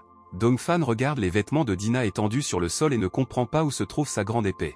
Il se penche plus près et scrute les objets sur le sol, il décide de fouiller dans les vêtements. Il suggère que l'épée pourrait être cachée sous les vêtements, il attrape la poignée qui dépasse sous le tissu. Il pose sa main sur le sol et palpe avec sa paume la poignée sous le tissu, soudain, quelque chose se met à trembler sous le tissu. Dongfan jette ses deux mains sur le tissu et ordonne à Dina d'arrêter de se cacher, soudain, il capte un mouvement du coin de l'œil. Il palpe rapidement le tissu, essayant d'attraper l'objet en dessous, il crie qu'il la rattrapera tôt ou tard. Il plonge sa main sous le tissu blanc comme neige et attrape l'arme en laquelle Dina s'est transformée. Il soulève triomphalement le tissu et crie que Dina ne se cachera jamais de lui. Sa main saisit un objet incompréhensible, Dina dit qu'elle est très cool et qu'elle s'est transformée avec succès du premier coup. Dongfan ramasse l'arme divine et dit que cela lui rappelle quelque chose, Dina le confirme. Elle dit qu'elle s'est transformée en boule de barbecue emblématique de M. Wang. Dongfan semble complètement vaincu. Il jette l'arme divine à la poubelle et demande à Dina de faire comme si elle ne se connaissait pas. Dina tient la chemise de Dongfan et lui demande pourquoi il est toujours mécontent si elle s'est transformée. Dongfan crie qu'il ne se battra pas avec des boules de barbecue. Dina répond qu'on ne peut pas juger un livre à sa couverture. Dongfan fronça les sourcils, car il sait que l'invocation d'armes peut rapporter des objets absolument fous. Il se penche vers elle et lui demande si elle ment. Dina répond qu'elle est en fait très utile au combat. Dongfan prend l'objet divin dans sa main et admet que cela semble très gênant. Dongfan décide d'essayer l'objet divin accroché au mur, il frappe le mur avec des balles de barbecue. Dina crache du sang et dit que ça fait mal, Dongfan a l'air déçu. Dina dit que c'était très douloureux et que si cela se reproduisait, elle pourrait mourir. Dongfan est furieux et n'arrive pas à croire qu'il a obtenu une arme divine aussi cool. Dina lui dit de ne pas s'inquiéter, car elle peut encore se transformer, Dongfan le fait tournoyer dans sa main. Il demande avec incrédulité en quoi d'autre elle peut se transformer, elle lui demande de lui laisser une minute pour réfléchir. Elle se concentre et bouge dans sa main, Dongfan fait attention aux boules apparaissant au bout des pointes. Elle démontre avec joie qu'elle possède désormais 4 boules de barbecue, Dongfan semble vaincu. Dina a l'air contente d'elle-même et demande à quel point Dongfana aime ça et s'il est impressionné par ses capacités. Dongfan ne croit pas qu'on lui demande cela, Dina lui demande d'attendre et de voir ce qu'elle peut faire d'autre. Soudain, un canard en sort avec une hachette dans la tête, le canard cancane, surprenant grandement Dongfan. De plus en plus d'articles proviennent de Dina, comme des beignets, des radis, du jambon, des sandwichs, des nouilles, de la baguette, etc. De Dina viennent du poisson mijoté, du cochon de lait rôti, des hamburgers et des croissants, toute la nourriture est déversée vers Dongfan. Du poisson frit tombe sur le visage de Dongfan, tout le jus et la graisse qui en résulte flottent sur son visage. Dongfan, avec un visage de poisson, lui demande d'arrêter, Dina a peur de sa colère et arrête de créer de la nourriture. Soudain, toute la nourriture cesse de fumer, Dina saute du sol et se cache sous la couverture du canapé, elle dit qu'il est très impoli. Elle remue sous la couverture et dit qu'elle a essayé très fort de lui plaire, mais il ne l'apprécie pas du tout. Dina prend sa forme humaine, regarde sous la couverture et dit que Dongfan est terrible. Dongfan ferme les yeux et fronce les sourcils, il se demande ce qu'il pourrait attendre d'autre d'un tel glouton. Dongfan lui demande de ne pas se transformer en cela à l'avenir, Dina répond qu'elle a suivi son désir d'obtenir l'arme divine. Bien que les armes offertes par la déesse puissent prendre différentes formes, il s'agit généralement de véritables armes utiles au combat, et non pas du tout de jouets. Dongfan dit à Dina de se lever et de préparer le matériel pour le procès, Dina répond qu'elle est nue maintenant. Dina se couvre d'une couverture et dit que ses vêtements ont été laissés par terre, Dongfan regarde ses vêtements blancs. Dina demande pourquoi Dongfan ne veut pas de ça, le gars répond qu'elle dit des bêtises, pour qu'elle ne s'approche pas et le laisse partir. 2 coccinelles sont assises sur la route le long de laquelle pousse une herbe épaisse, soudain, quelque chose attire votre attention. Les coléoptères ne laissent qu'une trace mouillée sur la route poussiéreuse, les empreintes de démarrage sont supprimées. Quelqu'un se plaint que la charge du téléphone est épuisée et que l'ennui complet s'est installé, l'écran bleu indique que la batterie est presque vide. Un homme avec des favoris porte un énorme sac à dos, quelqu'un s'assoit sur le sac à dos et demande quand il sera là et lui lance le téléphone. mais est assise sur le sac à dos et dit qu'ils n'ont pas travaillé si dur pour être aussi fatigués qu'il le dit. L'homme répond qu'il est le seul à travailler. Mais le regarde et dit qu'elle est satisfaite de la façon dont les choses se passent et demande pourquoi il est mécontent. Elle lui jette une gourde d'eau vide, l'homme lui dit qu'elle a le droit de le penser, mais qu'il fera simplement ce qu'il y a de mieux. Mei demande si Dongfan peut vraiment gérer cela tout seul, l'homme lui demande si elle est inquiète. L'homme au favori lui rappelle humblement que Dongfan est déjà un adulte. La jeune fille le regarde avec inquiétude et convient que Dongfan est un adulte et qu'il est temps pour lui de prendre ses responsabilités. L'homme porte un sac à dos et propose de faire simplement son travail au mieux de ses capacités, comme toujours, mais répond que ça l'énerve. Elle marmonne que tout l'énerve, elle saute du sac à dos et dit que maintenant ils vont calmer ce qui leur cause des ennuis. La fille dit qu'elle essaiera de ne pas le taquiner, elle sort son arme divine. L'homme lui dit qu'il s'agit d'une créature d'un rang spécial et sourit alors qu'il continue de porter un énorme sac à dos. La jeune fille lève les yeux vers l'énorme monstre, elle promet d'en finir avec le verre rapidement, l'homme jette son sac à dos et invoque son arme. Chaque étudiant qui a reçu une arme divine doit passer un test avant de pouvoir être qualifié de véritable guerrier. Des tests sont effectués chaque année pour les étudiants, ce n'est pas seulement une façon de devenir un glorieux guerrier, mais aussi de vivre toutes les horreurs du monde. Les 4 voyageurs regardent autour d'eux avec méfiance, la fille aux cheveux violets dit qu'il y a quelque chose ici. Le gars saisit plus fort l'épée à 2 mains, ses mains tremblent de peur de ce qu'elle pourrait rencontrer. Quelqu'un vous demande de ne pas dire de bêtises, une autre personne se met en position et prie la déesse qu'elle ne soit pas des poupées. Un gars avec une épée à 2 mains coupe l'air à 2 reprises et crie que son arme est prête à saigner les poupées. Quelque chose entraîne le gars dans les buissons, des tentacules couverts de sang émergent des buissons, le gars aux cheveux bleus le remarque. Le gars lève les yeux et se rend compte que quelque chose les poursuit. Quelqu'un crie à l'aide, la fille avec une lance lève les yeux. Le monstre la traîne jusqu'à un arbre, son compagnon d'armes la regarde, impuissant, tandis qu'une créature rouge se précipite vers lui. Le type aux cheveux bleus recule d'un bond, esquivant l'attaque de la créature. Il inhale désespérément de l'air à cause de la douleur de la créature qui lui transperce la poitrine. Sa jambe mutilée tombe au sol, son pantalon et ses chaussures couverts de sang. Les créatures écarlates se rapprochent des corps des morts, le dernier gars debout tremble et se rend compte que tout le monde est mort. Ses épaules tremblent et il y a une expression d'horreur totale sur son visage, il tourne timidement son regard vers le sol à côté de lui. Les créatures rouges le remarquèrent et commencèrent à se rapprocher. Le gars s'enfuit des créatures et crie pour qu'on le laisse tranquille. Il crie qu'il n'est plus un guerrier aux armes divines et qu'il veut seulement rentrer chez lui. Le gars continue de courir jusqu'à atteindre la lisière de la forêt. Une pousse rouge apparaît des buissons, effrayant le gars, il crie, mais l'appendice le frappe. Le gars s'allonge par terre et demande si quelqu'un l'aide, les larmes coulent de ses yeux, une patte rouge aux griffes acérées apparaît à côté de lui. La créature ouvre son énorme gueule avec des rangées interminables de dents pointues et grogne contre le gars. C'est la vidéo test que Dongfan obtiendra du marché noir, il demande à Dina de regarder plus attentivement. La jeune fille détourna le regard vers le plafond et sirota, il y a une rougeur heureuse sur ses joues. Elle croisait les jambes en tailleur et grignotait un morceau de pain, elle assure à Dongfan qu'elle surveille très attentivement. Dongfan lui arrache le pain des mains et lui demande si elle peut apprendre autre chose que manger. Dongfan dit que c'est un véritable test et qu'il pourrait bien y mourir, il demande pourquoi elle a du mal à comprendre. Dina fronce les sourcils et mâche du pain, elle dit que Dongfan ne peut pas mourir. Dina dit qu'elle peut se transformer en boule de barbecue sur une fourchette en acier et aider Dongfan. Le gars mâche du pain d'un air voué à l'échec et dit qu'il a une idée de la façon dont elle peut le sauver. Il la regarde et lui crie de ne même pas penser à se transformer en ça. La jeune fille s'assoit sur le canapé avec un regard vide et dit que Dongfan est toujours en colère contre tout le monde. Elle regarde le monstre rouge sur l'écran et se rend compte qu'il s'agit de la poupée noire, elle pense que la poupée est non seulement effrayante, mais aussi laide. Quelqu'un montre aux autres à quoi ressemblent les tests, les téléspectateurs conviennent que cela semble très cruel, l'académie le cache de toutes ses forces. Un homme est assis sur un tas de décombres avec un écran sous le bras, son nom est Rama et quelqu'un lui demande s'il les a appelés juste pour leur faire peur. Red Air dit que compte tenu de la puissance des armes, ils méritent d'être tués, ils étaient incapables de tuer les poupées noires. Rama répond que cette épreuve est extrêmement dangereuse et il pense que travailler en équipe est le seul moyen de survivre. Le gars aux cheveux violets dit que leur équipe n'a pas été mise à jour depuis longtemps et demande à leur trouver un membre, la jeune fille parle de ceux qui ont survécu.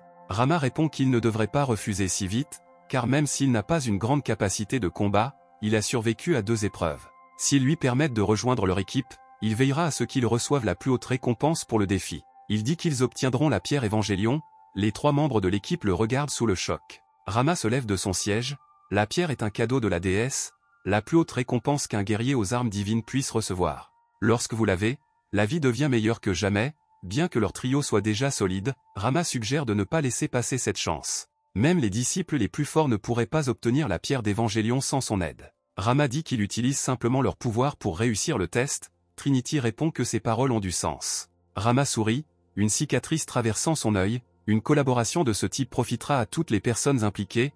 Il leur demande de réfléchir à sa proposition. Le chef du trio répond qu'ils peuvent récupérer la pierre sans son aide et qu'il a tout simplement perdu leur temps. Il le renvoie. Dina demande pourquoi ils sont venus ici. Dongfan remarque que les hiéroglyphes sur la porte sont mal orthographiés. Dongfan dit qu'il s'agit de la salle de préparation de sa tante Mei et suggère qu'ils descendent pour chercher quelque chose à tester. Ils commencent à descendre les escaliers. Dina demande si ces boules de barbecue ne suffisent pas. Dongfan lui dit de faire attention, car il ne sait pas quel danger représente la chambre des deux.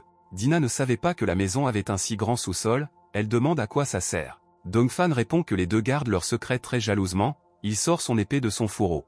Dongfan prend une autre épée du mur et dit qu'ils aiment s'amuser et n'aiment pas travailler. De plus, tous deux ont un mauvais caractère. Dongfan met les armes dans son sac et dit qu'ils aiment boire et se battre et qu'ils ne prennent rien au sérieux. Dongfan se tient devant l'énorme armure et demande à Dina de lui apporter toutes les armes qu'elle voit. Dina monte les escaliers et accepte. Soudain, son pied glisse du barreau de l'escalier. Elle crie et commence à tomber. Elle tombe, agrippant l'échelle et crie à Dongfan de l'aider. Un fracas se fait entendre. Dongfan regarde autour de lui avec surprise. Dina dit que l'échelle est tombée soudainement. Dongfan crie qu'elle est stupide. Dina lui tend une grenade. Elle dit qu'elle l'a trouvée sur l'étagère et qu'elle l'a vraiment aimée. Dongfan remarque que le fusible est allumé. Il lui crie de la lui donner immédiatement et lui arrache la grenade des mains. Dongfan fait sauter la mèche de la grenade et soupire de soulagement qu'elle soit proche. Dongfan dit qu'ils ont failli exploser. Dina le traite de gourmand. Dongfan lui demande de ne pas toucher aux jouets de sa tante. Dina dit que la grenade a l'air cool et mignonne. Dongfan lui dit de ne plus toucher à la grenade. Dina regarde la grenade puis regarde autre chose. Elle remarque un sac rempli d'armes. Dongfan remarque quelque chose devant lui. La jeune fille lève la main et propose d'aller déjeuner. Dongfan lui demande d'attendre. Dongfan dit qu'elle ne peut pas passer le test comme celui-ci et suggère de chercher des vêtements dans la garde-robe de sa tante. Dongfan entre le mot de passe sur la porte et celle-ci s'ouvre. Dina est d'accord avec le gars avec enthousiasme. Il lui dit de choisir elle-même, de regarder de plus près. Peut-être qu'elle a déjà aimé quelque chose. La jeune fille regarde autour d'elle avec confusion. Dina rougit et dit que ses vêtements sont étrangers et qu'elle n'est pas sûre de pouvoir les toucher. Dongfan dit de ne pas trouver d'excuses car elle doit changer de vêtements. Il dit que si elle ne peut pas choisir ses vêtements, il choisira des vêtements pour elle. Dina dit qu'elle n'a pas refusé de changer de vêtements, que Dongfan est vraiment nuisible. Dongfan rougit et fronce les sourcils. Il dit que sa tante est vraiment une perverse. Il regarde diverses lingeries érotiques et ne comprend pas comment elle peut la porter. Soudain, quelque chose attire son attention. Il lève les yeux et voit un ensemble qui conviendra à Dina. Dina s'approche timidement de lui et lui demande si elle doit le porter. Dongfan crie à Dina de changer complètement de vêtements, car on ne la voit plus dans son ancienne robe. Il lui crie de bien relever ses cheveux, car cela pourrait la gêner. Dina finit de s'habiller et met ses cheveux en queue de cheval, tenant un élastique entre ses dents. Dongfan, dans son uniforme de combat, frappe dans sa chambre et lui demande si elle est prête et pourquoi cela lui prend si longtemps. Dina se regarde dans le miroir et lui demande d'attendre, car elle trouve qu'elle a l'air étrange. Dongfan fait irruption dans sa chambre et crie qu'elle s'habille depuis une demi-journée. Dina rougit et le regarde. Elle demande si elle s'habille correctement. Elle dit qu'elle a un peu honte. Dongfan crie qu'elle devrait avoir honte du temps qu'elle a perdu et dit qu'il devrait y aller. Une colombe blanche vole dans le ciel bleu et atterrit sur un mât de drapeau. Un drapeau violet flotte en dessous. Les élèves participant au test se préparent à entrer dans la cour de récréation. De nombreuses personnes se pressent vers l'arche. Les participants sont enthousiasmés par le défi à venir. Tout le monde se demande pourquoi tant de monde est ici, jusqu'à ce qu'ils remarquent que même des étudiants de deuxième année sont venus. Les monstres sont très féroces et des gens meurent chaque année.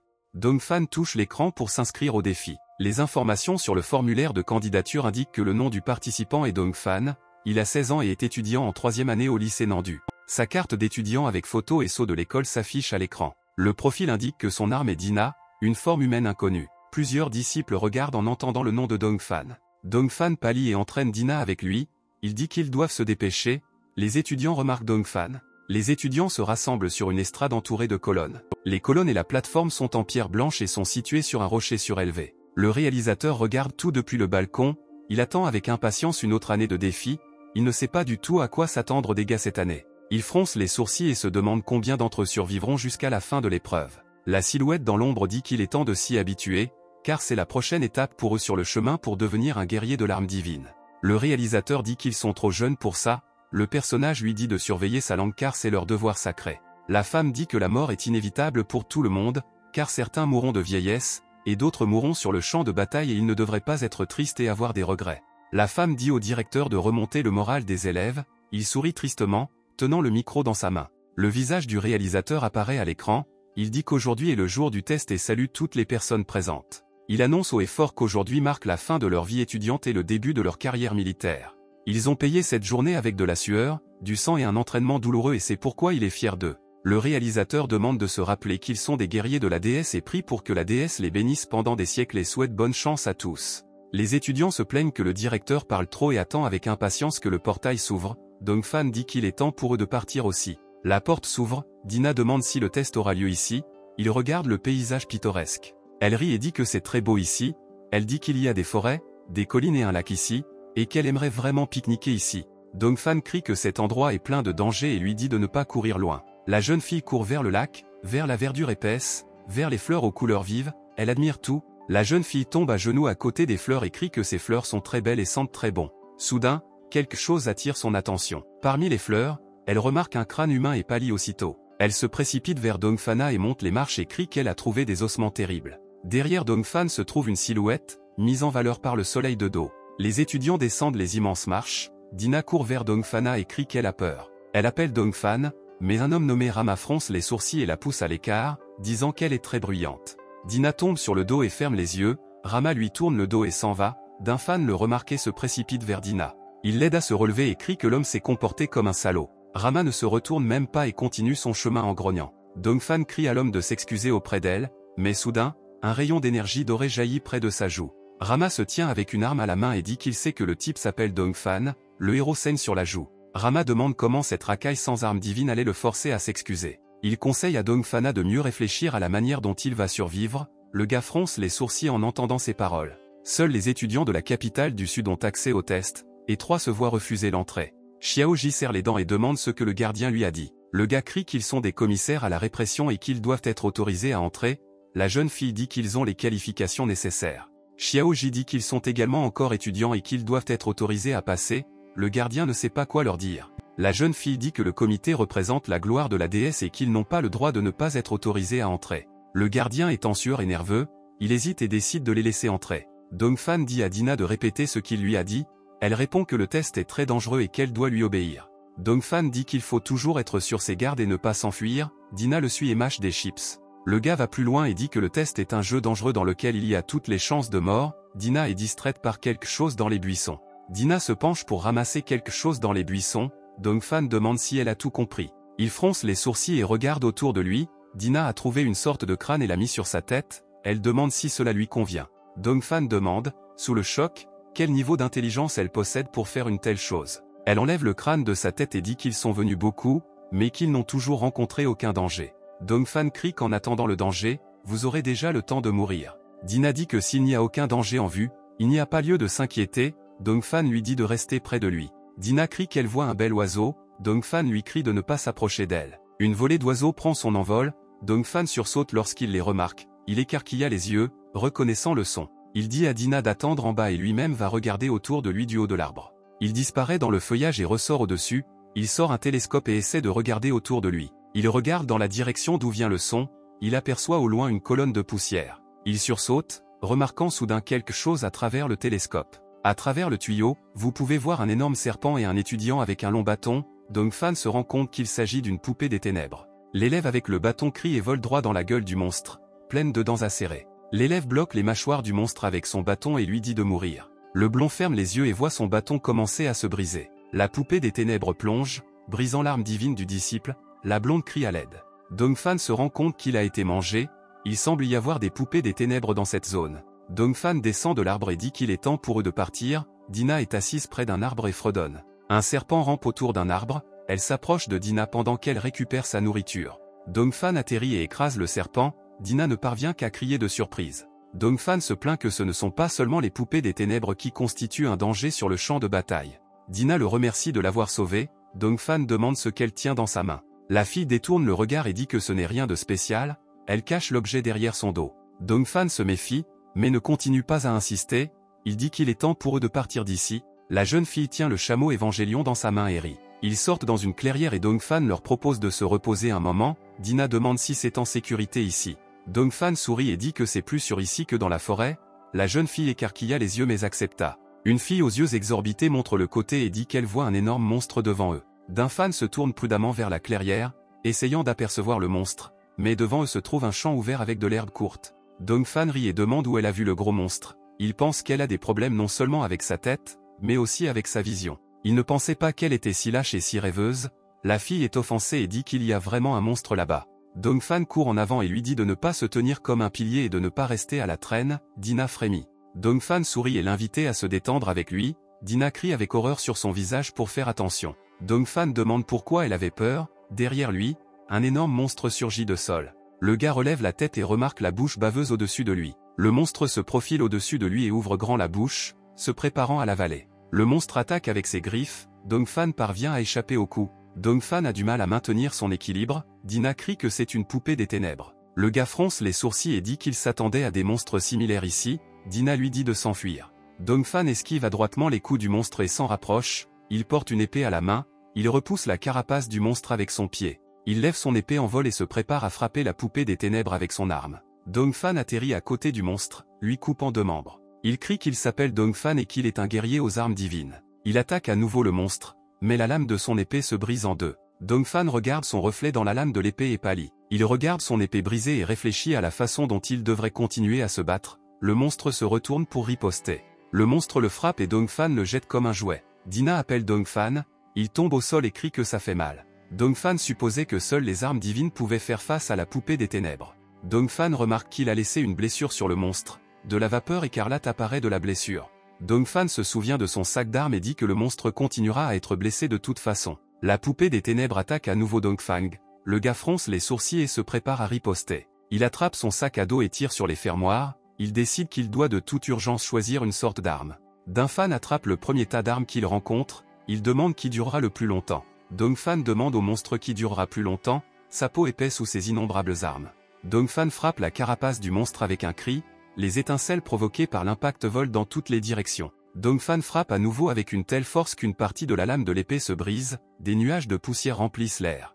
Dongfan jure et regarde sa paume égratignée, il est obligé de lâcher la poignée de l'épée brisée. Le monstre ne perd pas sa chance et attaque, son membre traverse le sol là où se tenait le héros, les pierres volent dans tous les sens, Dongfan a réussi à reculer.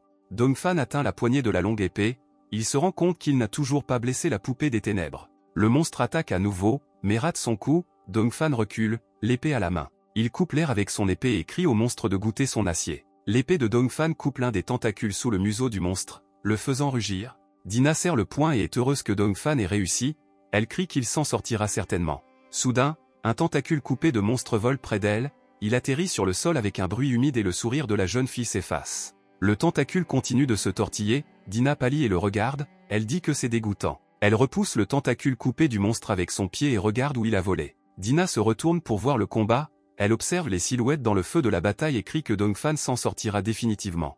Dongfan serre les dents avec effort, il appuie sur l'épée pour l'enfoncer plus profondément dans le monstre, des éclaboussures de sang volent vers lui. Dongfan saute et se balance de toutes ses forces, il frappe le monstre à travers un trou dans sa coquille, le sang commence à couler de la blessure du monstre. Dongfan atterrit, à sa suite, des morceaux d'obus tombent au sol, Dongfan comprend que tout le monde a des faiblesses. Il regarde le monstre avec méfiance et se penche sur son sac, il comprend que ses armes sont inefficaces. Du sang jaillit de la blessure du monstre, Dongfan décide de se rendre tout le temps au même endroit pour augmenter ses chances de gagner. Dongfan pense qu'avec suffisamment d'efforts, il peut gagner. Dina ouvre un sac de chips. Dongfan frappe avec précision avec son épée, frappant encore et encore le monstre. Il endommage de plus en plus la carapace de la poupée maléfique. Dina le regarde avec contentement et mâche des chips. Elle décide que Dongfan est un homme idéal et que même une poupée des ténèbres aussi maléfique n'a pas d'importance pour lui. Dongfan frappe à nouveau et crie que le monstre meurt enfin, son coup repousse le monstre. Dongfan fronça les sourcils et regarda le monstre. Le monstre n'a pas d'yeux, mais il serre les mâchoires, caché entre ses tentacules. Le monstre se cabre et frappe Dongfan avec sa tête, le gars est rejeté, il crie de douleur. Dina crie à Dongfan de détruire rapidement ce monstre, elle mâche quelque chose et s'étouffe en essayant de se racler la gorge. Dongfan vole au sol, le monstre creuse le sol, Dina dit que rien de grave ne s'est produit et que Dongfan ne devrait pas abandonner. Dongfan essaie de se souvenir des paroles de sa tante sur ce qu'il faut faire si la surface de la poupée est protégée et qu'il n'y a pas d'arme divine. Le monstre lève le museau et rugit vers Dongfan, soudain, un tas d'ordures lui vole au visage, Dina lui crie de se taire. Dina crie avec colère que le monstre a déjà l'air dégoûtant, et il a également battu Dongfan. La jeune fille serre le poing et crie furieusement pour que le monstre sorte de leur vue. Les yeux du monstre pétillent et sa gueule s'ouvre, il se précipite vers Dina, qui crie à Dongfan de la sauver. La jeune fille plie les genoux et se couvre la tête avec ses mains, elle se met à pleurer et crie pour être sauvée. Dongfan court vers elle et lui crie de se cacher rapidement, il remarque quelque chose devant lui. Dongfan prépare son épée et court vers le monstre, il décide de percer la carapace du monstre à tout prix. Dongfan se tient devant Dina en pleurs et pointe son épée vers le monstre, il y a de la détermination sur son visage. Le sang éclabousse l'air, le membre géant et pointu du monstre domine Dina, le sang coule le long du membre. Dina interpelle Dongfan, toujours assis dans une position protectrice, Dongfan serra les dents et souffla de tension. Il plonge une épée dans le visage du monstre et dit que sa peau n'est en aucun cas impénétrable, le visage de Dongfan est couvert de gouttes de sang. Il baisse son épée, coupant le monstre, il dit que même sans arme divine, il est capable de le tuer. Le monstre pousse un dernier cri, il tombe sur le côté, répandant du sang partout. Dongfan s'assoit et s'appuie contre le dos de Dina, il soupire et dit qu'il est très fatigué. Il regarde le pré devant lui et dit que pour tuer cette poupée des ténèbres, il a dû briser toutes ses armes. Des fragments d'épée et de lance gisent parmi l'herbe verte, balancés par le vent. Dongfan fronça les sourcils et se rendit compte que, sans l'arme divine, leur prochaine rencontre avec la poupée des ténèbres se terminerait par leur mort. Dina le regarde et dit qu'il aurait dû la croire dès le début. Dongfan demande comment elle a pu sentir le monstre. Dina répond que son corps dégage une odeur terrible qui ne peut être ignorée. Dongfan est choqué de pouvoir découvrir les poupées des ténèbres. Soudain, Dina devient alerte et dit que quelque chose arrive. Dongfan est surpris par du bruit à côté d'eux. Dina dit qu'ils doivent partir d'ici rapidement. À côté d'eux, d'autres poupées des ténèbres surgissent du sol. Dongfan se lève et demande pourquoi elle ne l'a pas dit plus tôt. Les yeux du monstre brillent en rouge et son corps est recouvert de la même protection que le corps du monstre vaincu. Dongfan se retourne et demande pourquoi Dina ne les a pas remarqués plus tôt, puisqu'elle a un nez si merveilleux. Dina dit qu'il ne croyait pas en elle et que cela la mettait en colère. Ils sont entourés de monstres de toutes parts. La jeune fille aux cheveux gris remarque qu'ils sont en difficulté et invoque une arme divine pour les sauver. Dongfan se retourne à sa voix et essaie de distinguer la personne qui invoque l'arme. La fille leur crie de se baisser, une énorme roue fend l'air au-dessus de la prairie, fauchant les feuilles d'herbe. La roue frappe tour à tour tous les monstres. Dongfan et Dina ferment les yeux pour se protéger du vent et de la poussière. Des morceaux de corps tombent tels des monstres au sol, soulevant encore plus de poussière. La roue rebondit sur le sol et s'envole vers le haut. La jeune fille saute et attrape adroitement son arme divine en l'air d'une main. Elle enroule ses deux mains autour de la barre à l'intérieur du volant. La jeune fille saute par-dessus le monstre et fait tourner la roue dans ses mains. Le monstre lève la face vers le haut. La jeune fille se précipite sur le dos du monstre et lui donne une série de coups avec sa roue. La jeune fille atterrit et expire avec lassitude. Ses sourcils sont froncés et son regard est plein de détermination. Dongfan est sans voix. Dina murmure que cette petite sœur est très cool. Dongfan acquiesce. Il se tourne vers la fille et la remercie. Le corps d'un monstre vaincu tombe à côté de la jeune fille, elle rappelle l'arme divine. Dongfan essaie de découvrir qui elle est, mais la jeune fille le regarde avec arrogance et lui crie de ne pas lui parler. Dans son dos, Dongfan et Dina ne comprennent pas pourquoi elle les a sauvés et ne veulent plus parler. La jeune fille l'appelle et détourne le regard avec mécontentement. Elle dit qu'elle sait qu'il a insulté la déesse. Dongfan ouvrit la bouche de surprise. Dongfan regarde le visage de la jeune fille et la reconnaît comme étant frais. Dina le regarde et lui demande s'ils se connaissent. La jeune fille regarde Dongfan et Dina avec détachement, il dit qu'elle est l'étoile la plus brillante de l'académie. Frey est un guerrier talentueux, un excellent élève et aussi la petite fille du réalisateur lui-même. Dongfan admet qu'il n'a jamais pensé qu'elle voudrait le sauver, la fille fronce les sourcils et regarde le gars. Frey dit que si elle avait su que c'était lui qui avait des ennuis, elle ne l'aurait pas sauvé, elle serre la main avec le seau violet. Dongfan dit que quoi qu'il arrive, il est très reconnaissant pour le sauvetage. Dina boude la fille à cause de ses paroles. Frey fronce les sourcils et baisse les yeux. Elle dit qu'il n'est pas nécessaire de la remercier. Elle dit qu'ils ont juste eu de la chance et dit au revoir. Dongfan la qualifie de nuisible. Frey informe Dongfan que s'il approfondit le champ de test, les poupées des ténèbres deviendront plus fortes. Si elle avait été à sa place, à savoir une disciple sans arme divine, elle ne serait jamais allée plus loin. Elle dit que le mieux qu'il puisse faire est de revenir au début et de lui sauver la vie. Dongfan dit que cela pourrait être la meilleure option. Dina fait la moue et demande pourquoi il parle comme si elle était inutile. Dina tire la manche de Dongfan et dit qu'elle le protégera. Elle se met en colère et Dongfan lui demande de se calmer. Frey est étonné et inquiet, car Dongfan a réussi à tuer la poupée des ténèbres avec des armes ordinaires. La nuit arrive, un croissant de lune en pleine croissance et des étoiles brillantes apparaissent dans le ciel, ils éclairent les nuages par derrière. Dès le matin, les combats des autres étudiants pour une récompense ou une survie se déroulent. Une créature tentaculaire entraîne un élève dans le feuillage, il demande de l'aide, un autre est horrifié par le fait que des monstres vivent même dans les arbres. D'innombrables quantités de sang ont été versées sur le terrain d'essai sur le chemin menant à la tour d'essai, ceux qui y parviennent sont appelés des guerriers. Dongfan pâlit et appelle Dina, il lui dit de ne pas se précipiter, car la viande n'est pas encore prête. La jeune fille pique un énorme jambon avec un bâton et dit qu'elle ne peut plus attendre et qu'elle souffre énormément. Elle dit que la nourriture est la meilleure partie de la vie et elle a toujours considéré la nourriture comme sa meilleure amie. Dina se penche trop près du feu et une mèche de cheveux près de son visage prend feu. Dina crie que ses cheveux sont en feu. Dongfan répond que sa meilleure amie vient de la trahir. Plusieurs jours se sont écoulés et ils n'ont rencontré aucune poupée des ténèbres. Dina, quant à elle, se comporte comme d'habitude. Dongfan tend la viande à Dina et lui dit de la manger, car elle est cuite. Dina s'écrase sur la viande et se frappe le menton dessus. Elle mord dans la viande et rougit de satisfaction, ses yeux pétillent de plaisir. Tout ce qu'ils font tout le temps, c'est satisfaire leurs besoins. Dongfan ne comprend pas si le procès est toujours en cours. Dina s'accroche à lui et le serre fort dans ses bras. Dongfan expire sous la force de sa poigne. Leur 4e jour de test a pris fin. Ils ont rencontré et tué une poupée, mais ont mangé 24 fois. Dina dit qu'elle aime un tel test, elle promet qu'elle sera utile, contrairement à la fille qui peut être dangereuse. Dongfan fronce les sourcils et demande en quoi Frey pourrait être dangereux. Dina, quant à elle, s'était déjà endormie sur la poitrine. Dongfan bâille et remarque avec mécontentement que pendant qu'il dort ici, d'autres se battent avec des poupées sur tout le territoire. Frey se tient sur une jambe et fait tourner son arme dans sa main, la tête coupée du monstre s'envole dans les airs. La jeune fille fronce les sourcils et fait tourner l'arme dans son dos, elle ne comprend pas pourquoi tout se passe ainsi. Son arme divine fait exploser la tête du monstre et revient directement dans ses mains, elle demande pourquoi il y a soudainement autant de poupées noires. Elle est couverte de sang, mais entend quelque chose s'approcher d'elle, elle se retourne et voit un énorme monstre sortir de terre. Le monstre ferme la gueule et le frappe, soudain, pour le monstre, de l'énergie commence à suinter de sa bouche. Frey soupire de fatigue et fronce les sourcils, elle est couverte de la tête aux pieds de bave de monstre. Elle s'appuie sur la traverse de sa roue et coule, elle dit que son corps est très fatigué de se battre. Elle s'appuie sur le sol avec une main mouillée et dit que c'est sa limite, elle sort de la gueule du monstre et se demande pourquoi ils l'attaquent tous. La fille dépoussière son volant et dit qu'il y a quelque chose qui ne va pas. Soudain, 2 autres poupées des ténèbres apparaissent de la forêt, ils se précipitent vers la jeune fille en ouvrant grand la bouche. La jeune fille murmure avec lassitude qu'aujourd'hui elle a toutes les chances de mourir, son visage est couvert d'égratignures et ses cheveux sont mouillés de salive.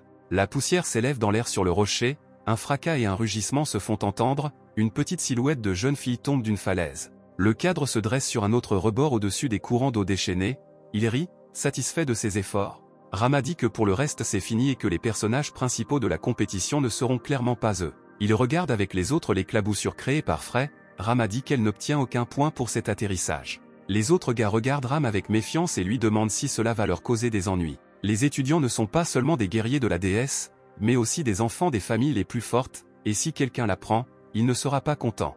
Rama dit que beaucoup de gens meurent chaque année, donc personne ne le remarquera, il dit qu'il ferait mieux de prêter attention à l'avantage qu'ils ont acquis. La pierre évangélion est un trésor qui peut changer le destin et quiconque tentera de la prendre à Ram le regrettera. Le corps de Frey est emporté par les vagues déchaînées d'une rivière de montagne, elle a perdu connaissance et s'est soumise mollement à la force des éléments. Quelqu'un appelle Dongfan, il peut à peine ouvrir les yeux, il se frotte les paupières et appelle Dina, le feu à côté de lui brûle vivement. Dina appelle Dongfan et lui dit de venir vite vers elle, il remarque ses vêtements sur un buisson à côté de lui. Dongfan grimace et demande ce qui lui est arrivé, ses yeux sont écarquillés de peur. Dina l'appelle pour qu'il vienne vite la rejoindre, son visage est humide mais calme. Dongfan attrape ses vêtements et court là où il entend la voix, il demande pourquoi elle l'appelle. Il regarde dans les buissons et demande ce qui s'est passé, une culotte blanche lui tombe sur le visage, Dina rit et le regarde par-dessus son épaule. Quelques feuilles se sont emmêlées dans les cheveux de Dongfan, il enlève la culotte de la branche et demande ce que c'est. Dina lui dit de les raccrocher, elle se serre par les épaules, la peau couverte d'eau, Dongfan tourne son regard vers elle. Dongfan prend ses vêtements dans ses mains et balbutie, Dina dit qu'elle a trouvé la rivière elle-même et les invite à nager ensemble. Dina demande pourquoi il s'est figé sur place et l'invitait à descendre vers elle, Dongfan rougit et la regarda. Dongfan pâlit, tremble et dit qu'ils sont en test, Dina répond qu'elle sait, elle passe la main dans ses cheveux. Elle dit qu'elle ne s'est pas baignée depuis si longtemps qu'il y a déjà une odeur désagréable. Dina passe sa main le long de son cou et dit à Dongfan de descendre rapidement vers elle et elle lui frottera le dos. Dina ferme un œil de plaisir, un homme finit dans l'eau, face contre terre. Dongfan montre l'homme et demande de qui il s'agit, Dina regarde l'homme derrière elle. Dina dit que c'est cette fille arrogante et qu'elle nage ici depuis longtemps, Frey se retourne sur les vagues face visibles. Dongfan se fige sur place, il demande calmement depuis combien de temps elle se baigne. Dongfan arrache Frey de l'eau et crie à Dina qu'une personne se noie à côté d'elle, et elle ne l'a toujours pas compris. Dongfan met la fille à terre, il se rend compte qu'elle respire encore. Le gars se retourne et demande si Dina sait faire de la respiration artificielle et du massage cardiaque. Dina fronce les sourcils et dit qu'elle ne sauvera pas la fille qui lui a parlé si grossièrement. Sa main tremble et il décide de ramener la fille à la raison par lui-même, et Dina séchera ses vêtements. Il appuie sur la poitrine de Frey avec ses mains jusqu'à ce qu'elle crache l'eau qui était dans ses poumons. L'eau de ses poumons frappe le visage de Dongfan et il essaie d'esquiver et de fermer les yeux. La jeune fille s'éclaircit la gorge et ouvre les yeux. Elle se lève et demande où elle est. Dongfan demande si elle s'est réveillée. Elle réalise qui est devant elle et reprend immédiatement ses esprits, remarquant ses mains sur sa poitrine. Elle serre les dents et demande ce qu'il se permet de faire. Dongfan dit qu'il lui a fait un massage cardiaque et qu'elle ne devrait pas le remercier. La fille ne voulait pas dire merci. Elle dit qu'il a profité de son état d'inconscience et la traite de perverse. Elle pointe son poing vers son visage, mais le rate. Dongfan sourit et ne comprend pas ce qui s'est passé. Dina se retourne sur le bruit et voit Frey sur Dongfang. Elle crie à Frey de le laisser aller à Dongfan, il dit qu'elle est furieuse. La jeune fille est allongée, épuisée, sur la poitrine de Dongfan et lui demande ce qui est arrivé à son corps et à sa force. Elle traite Dongfan de monstre, il est perplexe face à ses actions. La jeune fille se tient pieds nus sur le sol et tremble, ses chaussures se trouvent à proximité et derrière elle se trouve une pierre. Frey se lève et pose ses mains sur sa poitrine, elle reniflée de la morve sort de son nez. Dina demande ce qui ne va pas chez elle et pourquoi elle est debout et ne bouge pas. Dongfan répond qu'elle ne l'a pas compris. Il lui a dit de sécher ses vêtements et de ne pas les brûler. Dina dit qu'elle l'a accidentellement mélangé et rit. Frey éternue. Dongfan lève un sourcil et demande à Frey ce qui s'est passé. Frey dit qu'elle ne le comprend pas entièrement elle-même. Elle est assise près du feu et Dina la regarde avec méfiance. Hier soir, d'innombrables poupées des ténèbres l'ont attaquée. Elle se souvient de la façon dont deux monstres sont apparus du fourré de la forêt. Frey dit qu'elle les a combattus jusqu'à ce que ses forces s'épuisent et qu'elle tombe d'une falaise. Dina pousse les vêtements vers elle. Elle dit que Dongfan le lui a donné. Frey dit que tout va bien. Dongfan demande comment cela a pu se produire. Dina le serre dans ses bras et dit à Frey de rester loin de lui. Frey dit qu'elle-même ne comprend rien, car il s'agit d'un test courant pour le titre de guerrier. Frey dit que l'attaque a été très puissante et qu'elle n'a aucune idée du nombre de personnes mortes. Dongfan dit qu'il ne sert à rien de penser aux morts. Dongfan fronça les sourcils et dit que dans son état actuel, elle ne pourra pas se battre et qu'il vaut mieux qu'elle reste avec eux. Frey rougit et détourne le regard, elle le remercie timidement pour son inquiétude. Rama sourit et demande comment ils ont exécuté sa commande. Il demande si les étudiants ont clos sa question et découvert quelqu'un.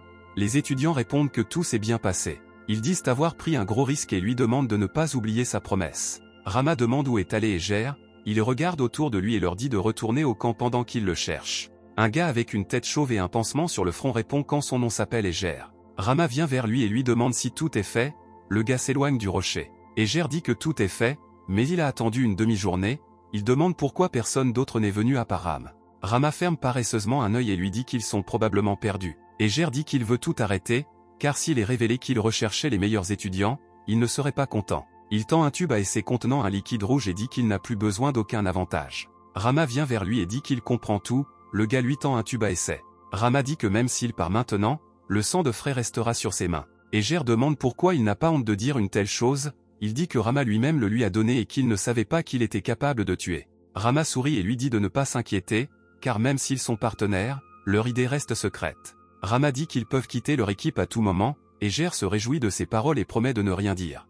Soudain, Rama poignarde Eger au ventre avec un couteau. Une tache de sang s'étend sur le t-shirt du gars. Rama dit qu'il ne croit pas aux promesses creuses, donc seuls les morts quittent leur équipe. Le gars baisse les yeux et réalise qu'il a reçu une balle dans le ventre. Il crie de douleur. Rama demande si les autres ont réussi à trouver Eger. Les gars répondent qu'il est parti depuis longtemps. Rama propose de laisser un mot au gars et quand il le verra, il les rattrapera certainement.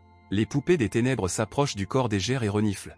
Son corps sans vie est étendu sur le sol, ses yeux sont vides et il y a une grande tache de sang sur son t-shirt. Rama suggère d'aller de l'avant, car leur premier objectif est la tour de test. Frey fait une grimace mécontente et dit qu'ils sont en train de passer un test, et les deux agissent comme s'ils étaient en pique-nique. Dina lui tend la viande avec l'os et lui dit de manger vite, car elle est juste prête. Dongfan fait frire le morceau suivant et lui dit de ne pas s'inquiéter car il n'y a pas de poupée des ténèbres ici. Frey dit qu'un guerrier doit toujours être sur ses gardes, sinon il risque d'en payer le prix. Dina dit qu'il n'y a probablement personne ici. Dongfan se couvre la bouche avec sa main pour qu'elle n'ait pas le temps de dire quoi que ce soit sur ses capacités.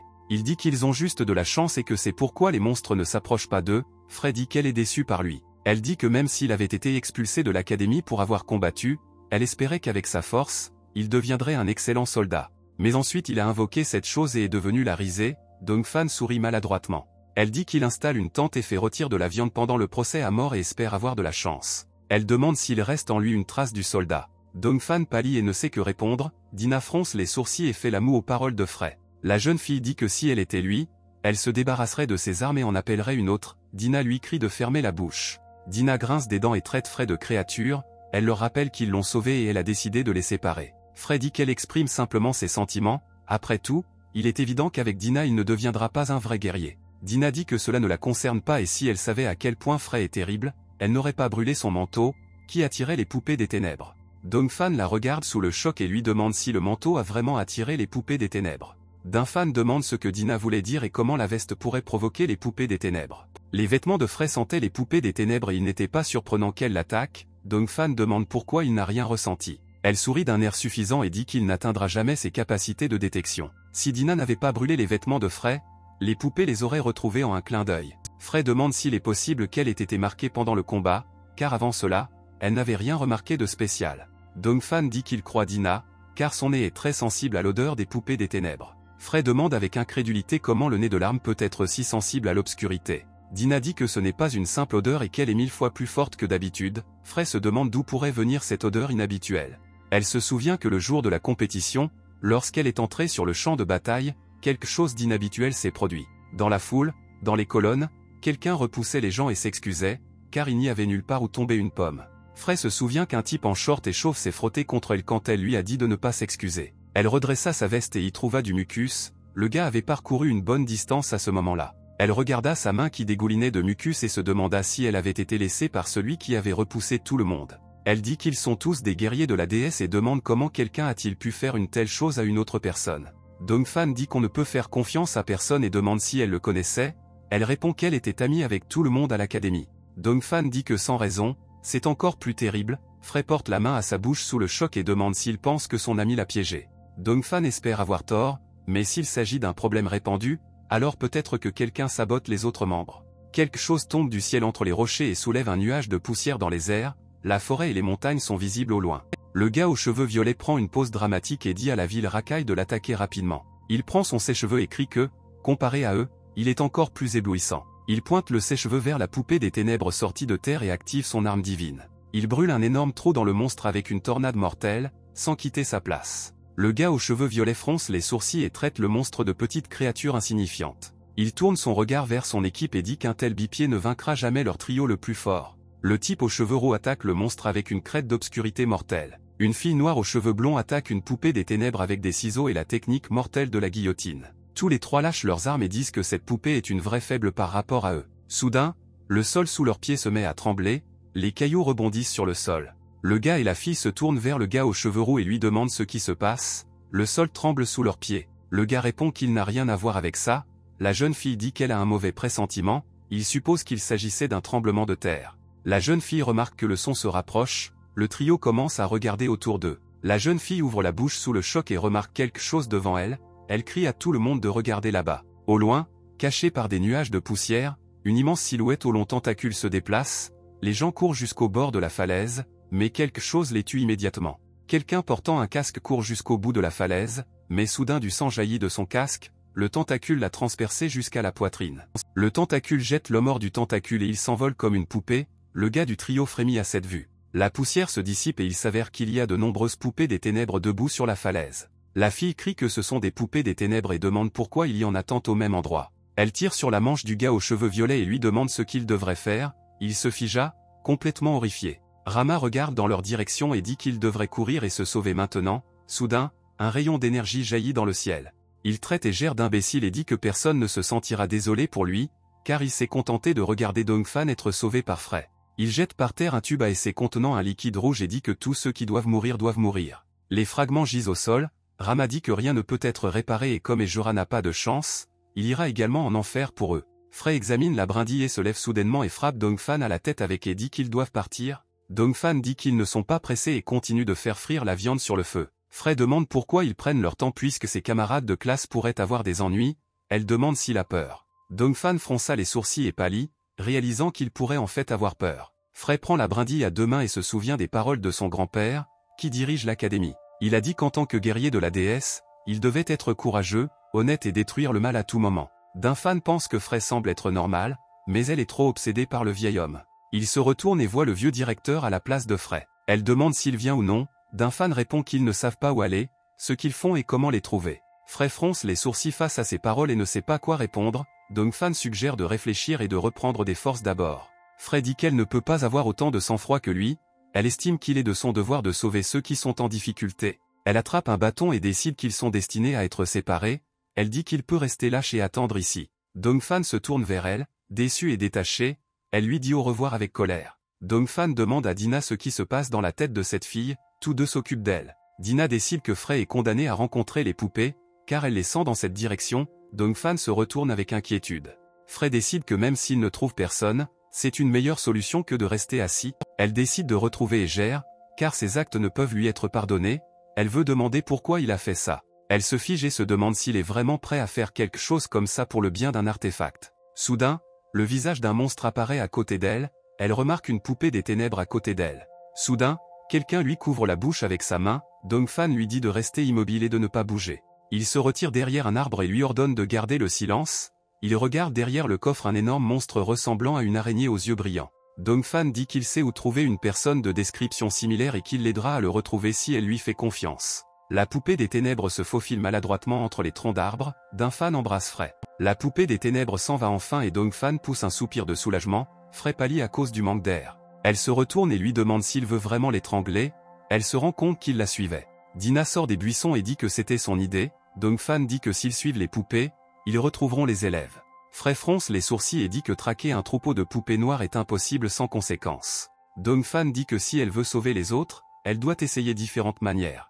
Il lui tend la main en signe de trêve, Frey fronce les sourcils et est mécontent de lui. Dongfan dit qu'il veut punir le monstre qui transforme une compétition mortelle en bataille royale. Dongfan, Dina et Frey marchent le long de la route dans la forêt, les rayons du soleil brillent à travers les branches. Frey fronça les sourcils, confus et se demanda comment il pourrait retrouver le reste des étudiants. Les poupées des ténèbres contiennent un pouvoir énorme et ne peuvent pas être traquées. Frey est mécontent qu'il soit dirigé par Dina, une personne étroite d'esprit. Frey crie qu'il tourne en rond depuis une demi-journée et n'ont trouvé personne, elle demande quelle en est la raison. Dongfan lui dit de ne pas s'inquiéter, car Dina essaie de sentir l'endroit où se rassemblent les poupées. Frey demande comment elle va les trouver.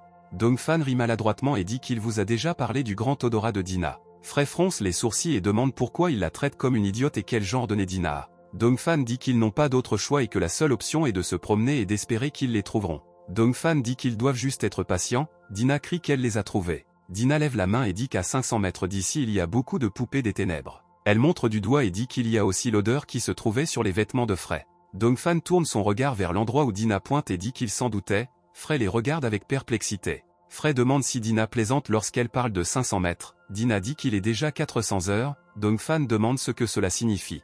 Dina dit qu'il s'approche d'eux de plus en plus vite, Dongfan demande si elle plaisante. Dina dit qu'ils sont déjà devant eux, un rugissement d'animal se fait entendre au-dessus de la forêt et le visage rouge d'une poupée des ténèbres apparaît des buissons. Dongfan est sous le choc et incrédule, Dina fronce les sourcils et Frey regarde droit devant lui avec confusion. Le gars aux cheveux violets utilise son arme sur la poupée et crie qu'il est temps pour eux de s'enfuir. Le gars tombe éperdument au sol après le monstre, soulevant de la poussière dans les airs. Le gars aux cheveux violets se lève sur des bras tremblants et demande qui est à côté de lui. Il reconnaît Dongfan et Frey et s'assoit par terre, le gars demande ce qu'ils font ici, d'autres étudiants fuient la forêt, poursuivis par des poupées des ténèbres. Frey reconnaît Chile et les autres, Dongfan voit toute une foule de poupées courir après elle. D'innombrables monstres apparaissent de la forêt, Dongfan crie qu'il est temps de s'enfuir, il demande pourquoi Dina n'a pas dit qu'il y en avait autant. Dongfan est porté sur son dos par Frey, Dina dit qu'elle le lui aurait dit, mais il ne lui a pas demandé. Dina renifle et remarque que tous les élèves ont la même odeur sur leurs vêtements. Le gars aux cheveux violets demande à Frey pourquoi elle est en leur compagnie, tous les élèves courent ensemble à travers la forêt.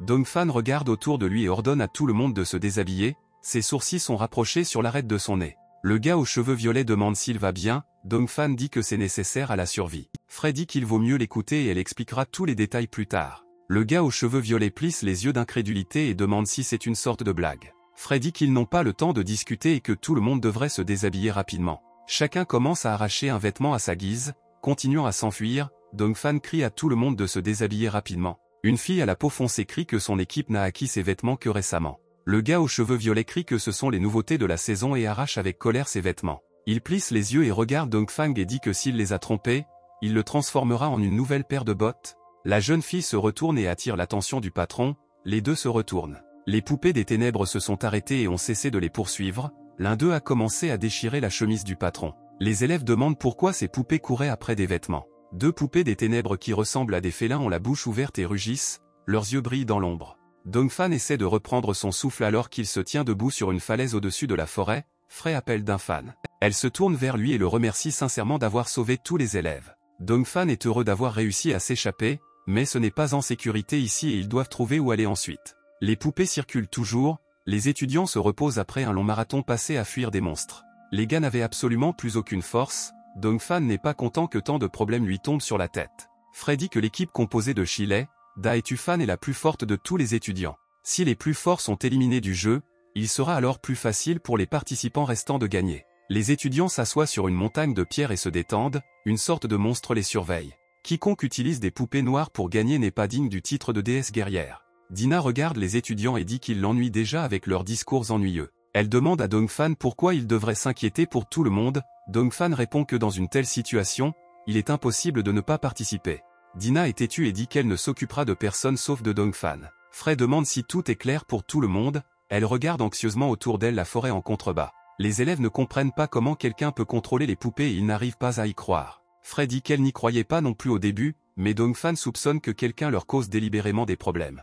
Les gars ne comprennent pas pourquoi ils devraient faire confiance à Dongfang. Le gars aux cheveux roux dit que c'est peut-être vrai. Le gars aux cheveux violets est furieux et demande pourquoi quelqu'un s'en débarrasserait. La fille à la peau foncée dit que c'est probablement dû à la pierre évangélion. Frey dit que lui et Dongfan le pensent aussi, elle détourne le regard, pensive. Le gars au crâne rasé demande à Frey pourquoi Dongfana voudrait les aider. Il dit que Dongfan voudra peut-être s'attirer les bonnes grâces ou gagner les faveurs des Frey. Dina s'est tenue au-dessus du gars et l'a traité d'idiot, il rejette la tête en arrière et demande de quoi elle parle. Dina fronce les sourcils et dit que Dongfan les a manifestement sauvés par bonté de cœur. Elle crie qu'ils ne l'ont même pas remercié, mais ils sont déjà assis et le calomnie, le gars recule devant elle. Le gars rapproche son visage d'elle et dit qu'elle n'est qu'une arme divine inutile que Dongfan ait invoquée. Le gars active le sceau et dit qu'elle n'est pas une personne et qu'elle est loin de ce titre. Presque aussi loin qu'une arme divine, Dina fronça les sourcils à ces paroles. Le gars commence à invoquer son arme divine et dit qu'elle recevra désormais une démonstration de pouvoir réel pour son insolence. Les étudiants se retournent et voient le skinhead invoquer son arme divine, il y a de la perplexité sur leur visage. Il invoque une hache et crie qu'une arme divine devrait ressembler à ceci, et cela ressemble plus à une blague qu'à quelque chose de valable. Le gars sourit et lui demande si elle sait comment combattre ou protéger son invocateur en combat réel. Il dit que les déchets comme Dongfan sont des déchets et brillent, il dit que ce type sera toujours un déchet, les yeux de Dina commencent à briller. Les nuages au-dessus d'eux se transforment en entonnoir, elle lui crie de se taire. Dina s'est mise en colère et a levé la main, le skinhead tient son arme à la main et la regarde avec confusion. Il commence à rire, il y a des motifs bleus de magie sur son visage, il dit que sa colère a l'air amusante. Dongfan attrape le bras de Dina, arrêtant sa tentative de frappe, il frappe lui-même la skinhead au visage, à sa place, lui rappelant qu'on lui avait demandé de se taire. Le type au crâne rasé revient, la salive s'échappe de sa bouche et la morve sort de son nez, il crie et tombe sur le dos. Frey crie pourquoi Dongfan fait une telle chose, les étudiants se précipitent avec inquiétude vers le type qui a été frappé. Le gars au crâne rasé traite Dongfan de psychopathe et lui demande pourquoi il l'a frappé, car ils sont tous camarades et participants au procès. Dongfan fronça les sourcils et regarda tout le monde sous ses sourcils, il dit que le gars méritait ce coup. Dongfan lui dit de garder le silence à l'avenir s'il ne peut rien dire d'intelligent. Dina regarde par-dessus l'épaule de Dongfan. Il dit que peu importe qui il pense que Dina est, car elle est spéciale pour lui. Dina rougit. Il dit que même si elle est une arme, il la considère comme une camarade et une égale. Le visage de Dina s'affaisse. Frey aide le skinhead à se relever. Dongfan lui dit de surveiller son langage si la vie est précieuse. Le gars aux cheveux violets et la fille à la peau foncée regardent Dongfang avec méfiance et se rendent compte qu'il n'est pas du tout un faible. Le skinhead s'essuie la bouche du revers de la main et sourit, il dit qu'un jour Dongfan obtiendra le sien. Il crie qu'il se vengera de ce coup, Dongfan dit qu'il attendra avec impatience et se détourne. Dongfan dit qu'il ferait mieux de s'inquiéter maintenant des invités non invités. Il regarde depuis la falaise et serre les poings, les étudiants se méfient et demandent de quels invités il parle. Le skinhead repousse Frey et se lève avec une expression de colère sur le visage. Le gars se dirige vers le bord et dit à Dongfan d'arrêter de parler, car il n'y a en réalité rien de dangereux là-bas. Il remarque toute une foule de poupées des ténèbres en contrebas et se rend compte qu'elles se déplacent toutes dans leur direction. Le skinhead déglutit nerveusement et baissa les yeux avec horreur sur son visage, il ne sait pas quoi dire. Dongfan dit de remercier cet idiot pour le bruit qu'il a fait ici plus tôt. Un gars aux cheveux violets et une fille à la peau foncée s'approchent du skinhead, ils regardent par-dessus la falaise. Le patron hurle et traite le type au crâne rasé d'idiot à la tête épaisse. La jeune fille frémit en voyant les monstres en contrebas. La fille attrape le gars par les mamelons et crie que s'il voulait lui-même mourir, cela ne sert à rien d'entraîner les autres avec lui. Le gars marmonne qu'il ne l'a pas fait exprès. La fille lui tire les tétons et crie qu'ils sont morts et tout cela grâce à un idiot qui ne peut pas se contrôler. Le type aux cheveux violets pâlit et regarde au loin avec déception, il marmonne qu'il mourra vierge. Le type aux cheveux roux dit que dans leur état actuel, ils ne pourront pas vaincre une telle foule. Il dit qu'ils n'ont pas la force de se battre ou de s'enfuir. Frey détourne le regard, essayant de comprendre quoi faire. Dongfan dit qu'il a une idée, il dit cela à voix basse, Mais tout le monde se méfie immédiatement. Les élèves se tournent vers lui et lui demandent quelle est son idée et ce qu'ils peuvent faire. Dongfan regarde les monstres, il dit avoir apprécié la rapidité de leur déplacement. Il marche sur un caillou et dit qu'ils ont un peu de temps jusqu'à ce que les monstres les atteignent. Il pousse un caillou et dit que l'un d'eux peut descendre et distraire les poupées des ténèbres. Cette tromperie donnera aux autres une chance de s'échapper en toute sécurité. Un caillou rebondit sur la surface d'un rocher. La pierre rebondit sur le visage de la poupée des ténèbres. Dongfan ne sait pas lequel des disciples présents ferait une telle chose. Dongfan demande qui est prêt à prendre un tel risque et à se consacrer à l'accomplissement d'une grande mission au nom de la déesse. Les élèves deviennent tristes et se rendent compte qu'il s'agit en réalité d'un suicide. Ils se taisent et ne savent que répondre. Frey secoue la tête d'un côté à l'autre et s'indigne de la lâcheté de ses camarades de classe. Elle active le sceau sur sa main, invoquant son arme divine et disant qu'elle va distraire tous les êtres. Elle fronce les sourcils et essaie de se concentrer sur l'invocation de l'arme. Des gouttes de sueur apparaissent sur son visage et ses sourcils se creusent. Soudain, elle tombe à genoux, elle est encore trop faible pour invoquer des armes, et encore moins pour distraire les monstres. Frey tremble et se maudit, elle baissa la tête, déçue. Dongfan dit qu'elle ne devrait pas y aller. Dongfan dit que dans son état actuel, descendre vers les monstres est absolument inutile. Frey dit que tout va bien et qu'elle peut tenir jusqu'à ce que tout le monde s'échappe. Elle dit qu'elle ira chez les poupées. Dongfan la regarde avec doute et enthousiasme. Dina crie pour la laisser tomber et ils s'enfuiront. Dongfan traite Frey de stupide et dit qu'il descendra lui-même et distraira les monstres. Les yeux de Dina s'écarquillent de surprise et elle demande ce que Dongfan vient de dire. Elle crie qu'il ne devrait même pas penser à de telles choses. Frey fronça les sourcils et regarda Dongfan. Le directeur apprend qu'un nombre suspect d'étudiants sont morts cette fois-ci. Le réalisateur presse son doigt contre le scanner. Le gardien demande ce qu'ils doivent faire si cela continue. Le directeur leur dit de faire tout ce qui est nécessaire. Deux personnages se tiennent à côté d'une boule bleue, ils portent des vêtements rouges, ils saluent le réalisateur. Le directeur se demande ce que fait ici la communauté ecclésiale. Les gens de la communauté disent qu'il y a trop de morts dans le test et que le mouvement des poupées noires est très étrange. Le réalisateur pose des questions sur le résumé pour l'instant. L'ecclésiastique affirme qu'ils n'ont pas pu en connaître les raisons. Le religieux dit que les poupées noires se déplacent bien au-delà du champ de test. L'ecclésiastique dit avoir entendu dire que la petite fille du directeur participait également au test. Le réalisateur regarde les points rouges représentant des monstres et se rend compte que Frey est en danger. Frey grimace, fronce les sourcils et remercie Dongfan pour sa gentillesse. Elle se tient au bord de la falaise et dit que la responsabilité qu'elle assume ne le concerne pas. Dongfan lève vaguement la tête et reste silencieux en haussant les épaules. Frey est couvert d'égratignures et remercie Dongfan d'avoir gaspillé ses forces pendant tant de jours. Dongfan fronce les sourcils et lui dit d'arrêter, car elle tombera simplement dans les griffes des monstres et ne les arrêtera même pas. Le gars aux cheveux violets demande si Dongfan peut emmener les poupées d'ici. Le skinhead répond que les poupées ne sont venues que pour lui. Dongfan leur aboie de descendre même s'ils ont autant d'énergie pour parler. Les gars se détournent et s'éclaircissent la gorge. Dongfan dit que son plan est qu'il descendra et qu'ils emmèneront Dina avec eux et s'enfuiront. Dina s'accroche à lui et refuse. Le gars aux cheveux violets demande s'ils doivent s'enfuir sans lui. La femme brune lui demande s'il est sûr de vouloir descendre.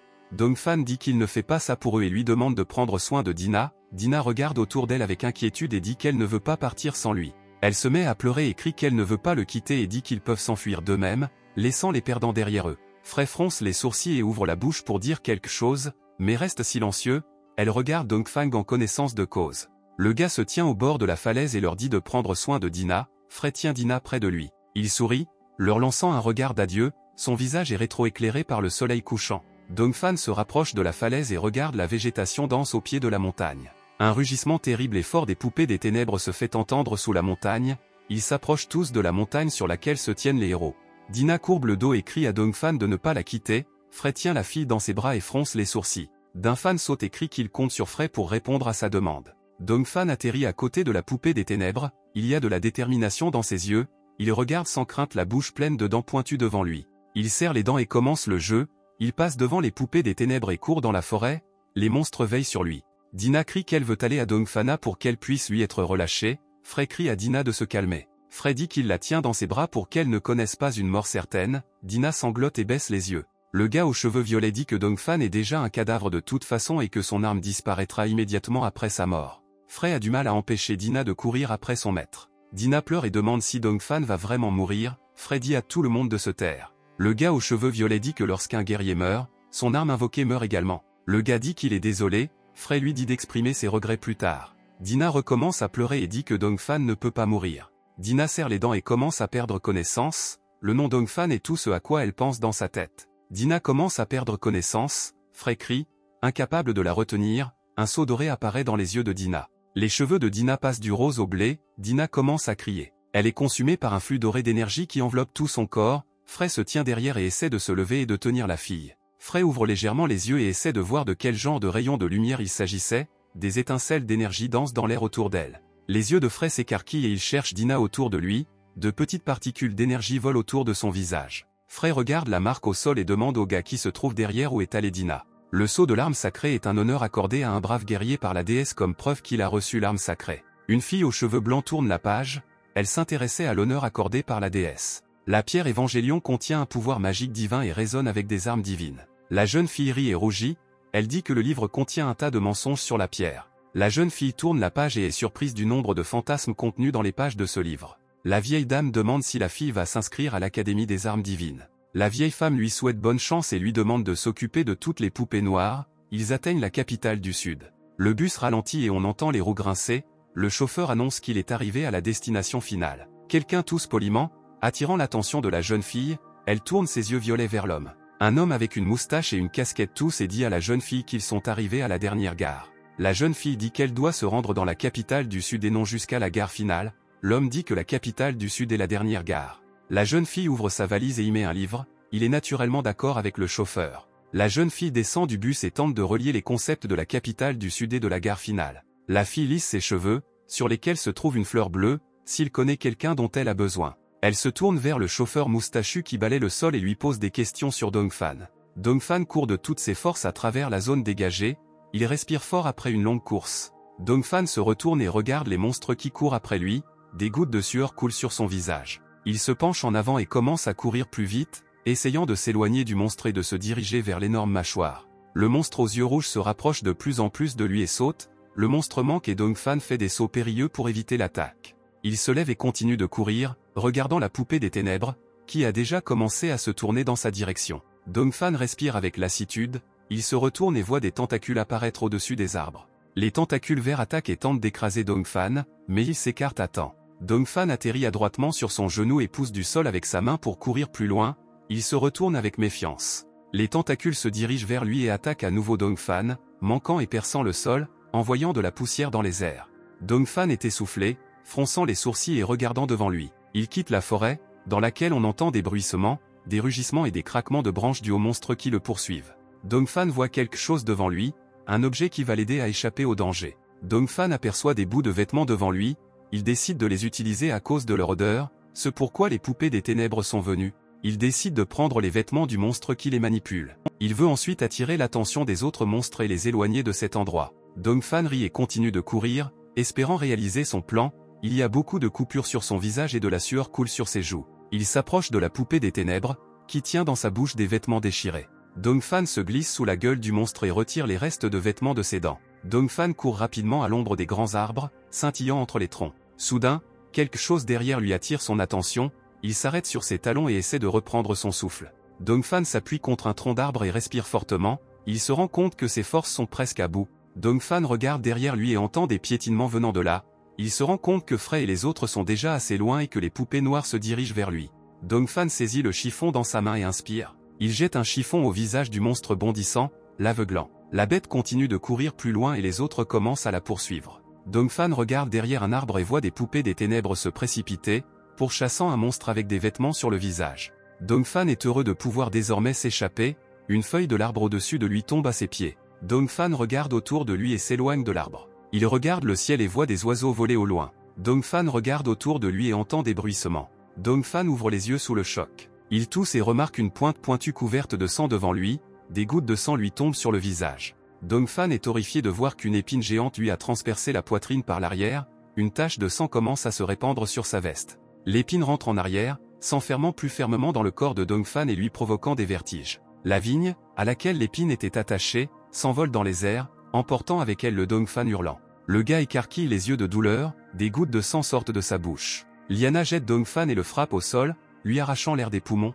Le sang coule de la bouche de Dongfan, il comprend que toutes les poupées des ténèbres ne se sont pas enfuies après le chiffon. Au-dessus de lui se trouve un museau terrifiant, rappelant vaguement un visage souriant, et entouré de tentacules. La créature descend de l'arbre et domine Dongfan, qui est allongé sur le sol. La main de Dongfan tremble, il voit apparaître sur elle les contours d'un sceau divin. Frey fronce les sourcils avec inquiétude et demande si Dongfan est peut-être encore en vie. Le gars aux cheveux violets dit qu'il ne peut pas résister à tant de poupées noires, mais il est reconnaissant envers le gars pour son dévouement. Le skinhead détourne le regard et dit que peu importe qu'il ait survécu ou non et invite tout le monde à prendre la route. Les étudiants marchent en sous-vêtements parmi les arbres, la fille dit qu'ils doivent être honnêtes. Elle fronce les sourcils et dit qu'ils ne sont en vie que grâce à Dongfana. Les étudiants échangent des regards inquiets et coupables. La jeune fille à la peau foncée dit que c'est comme s'ils enjambaient son cadavre et avançaient joyeusement. Frey lui demande de ne pas dire cela, car Dongfan les a sauvés, mais ils doivent trouver le coupable de tout ce chaos. Elle se retourne et dit qu'ils doivent se rendre à la tour de défi et trouver le salaud qui a fait ça.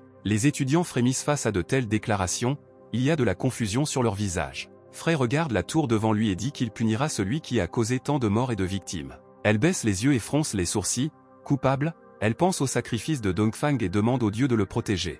Dongfan regarde devant lui avec des yeux intenses, de plus en plus de sang sort de sa bouche et des gouttes de sang glissent sur son visage. De nombreux tentacules aux extrémités pointues lui transperçaient la poitrine, il s'y accrochait sans vie, en sang.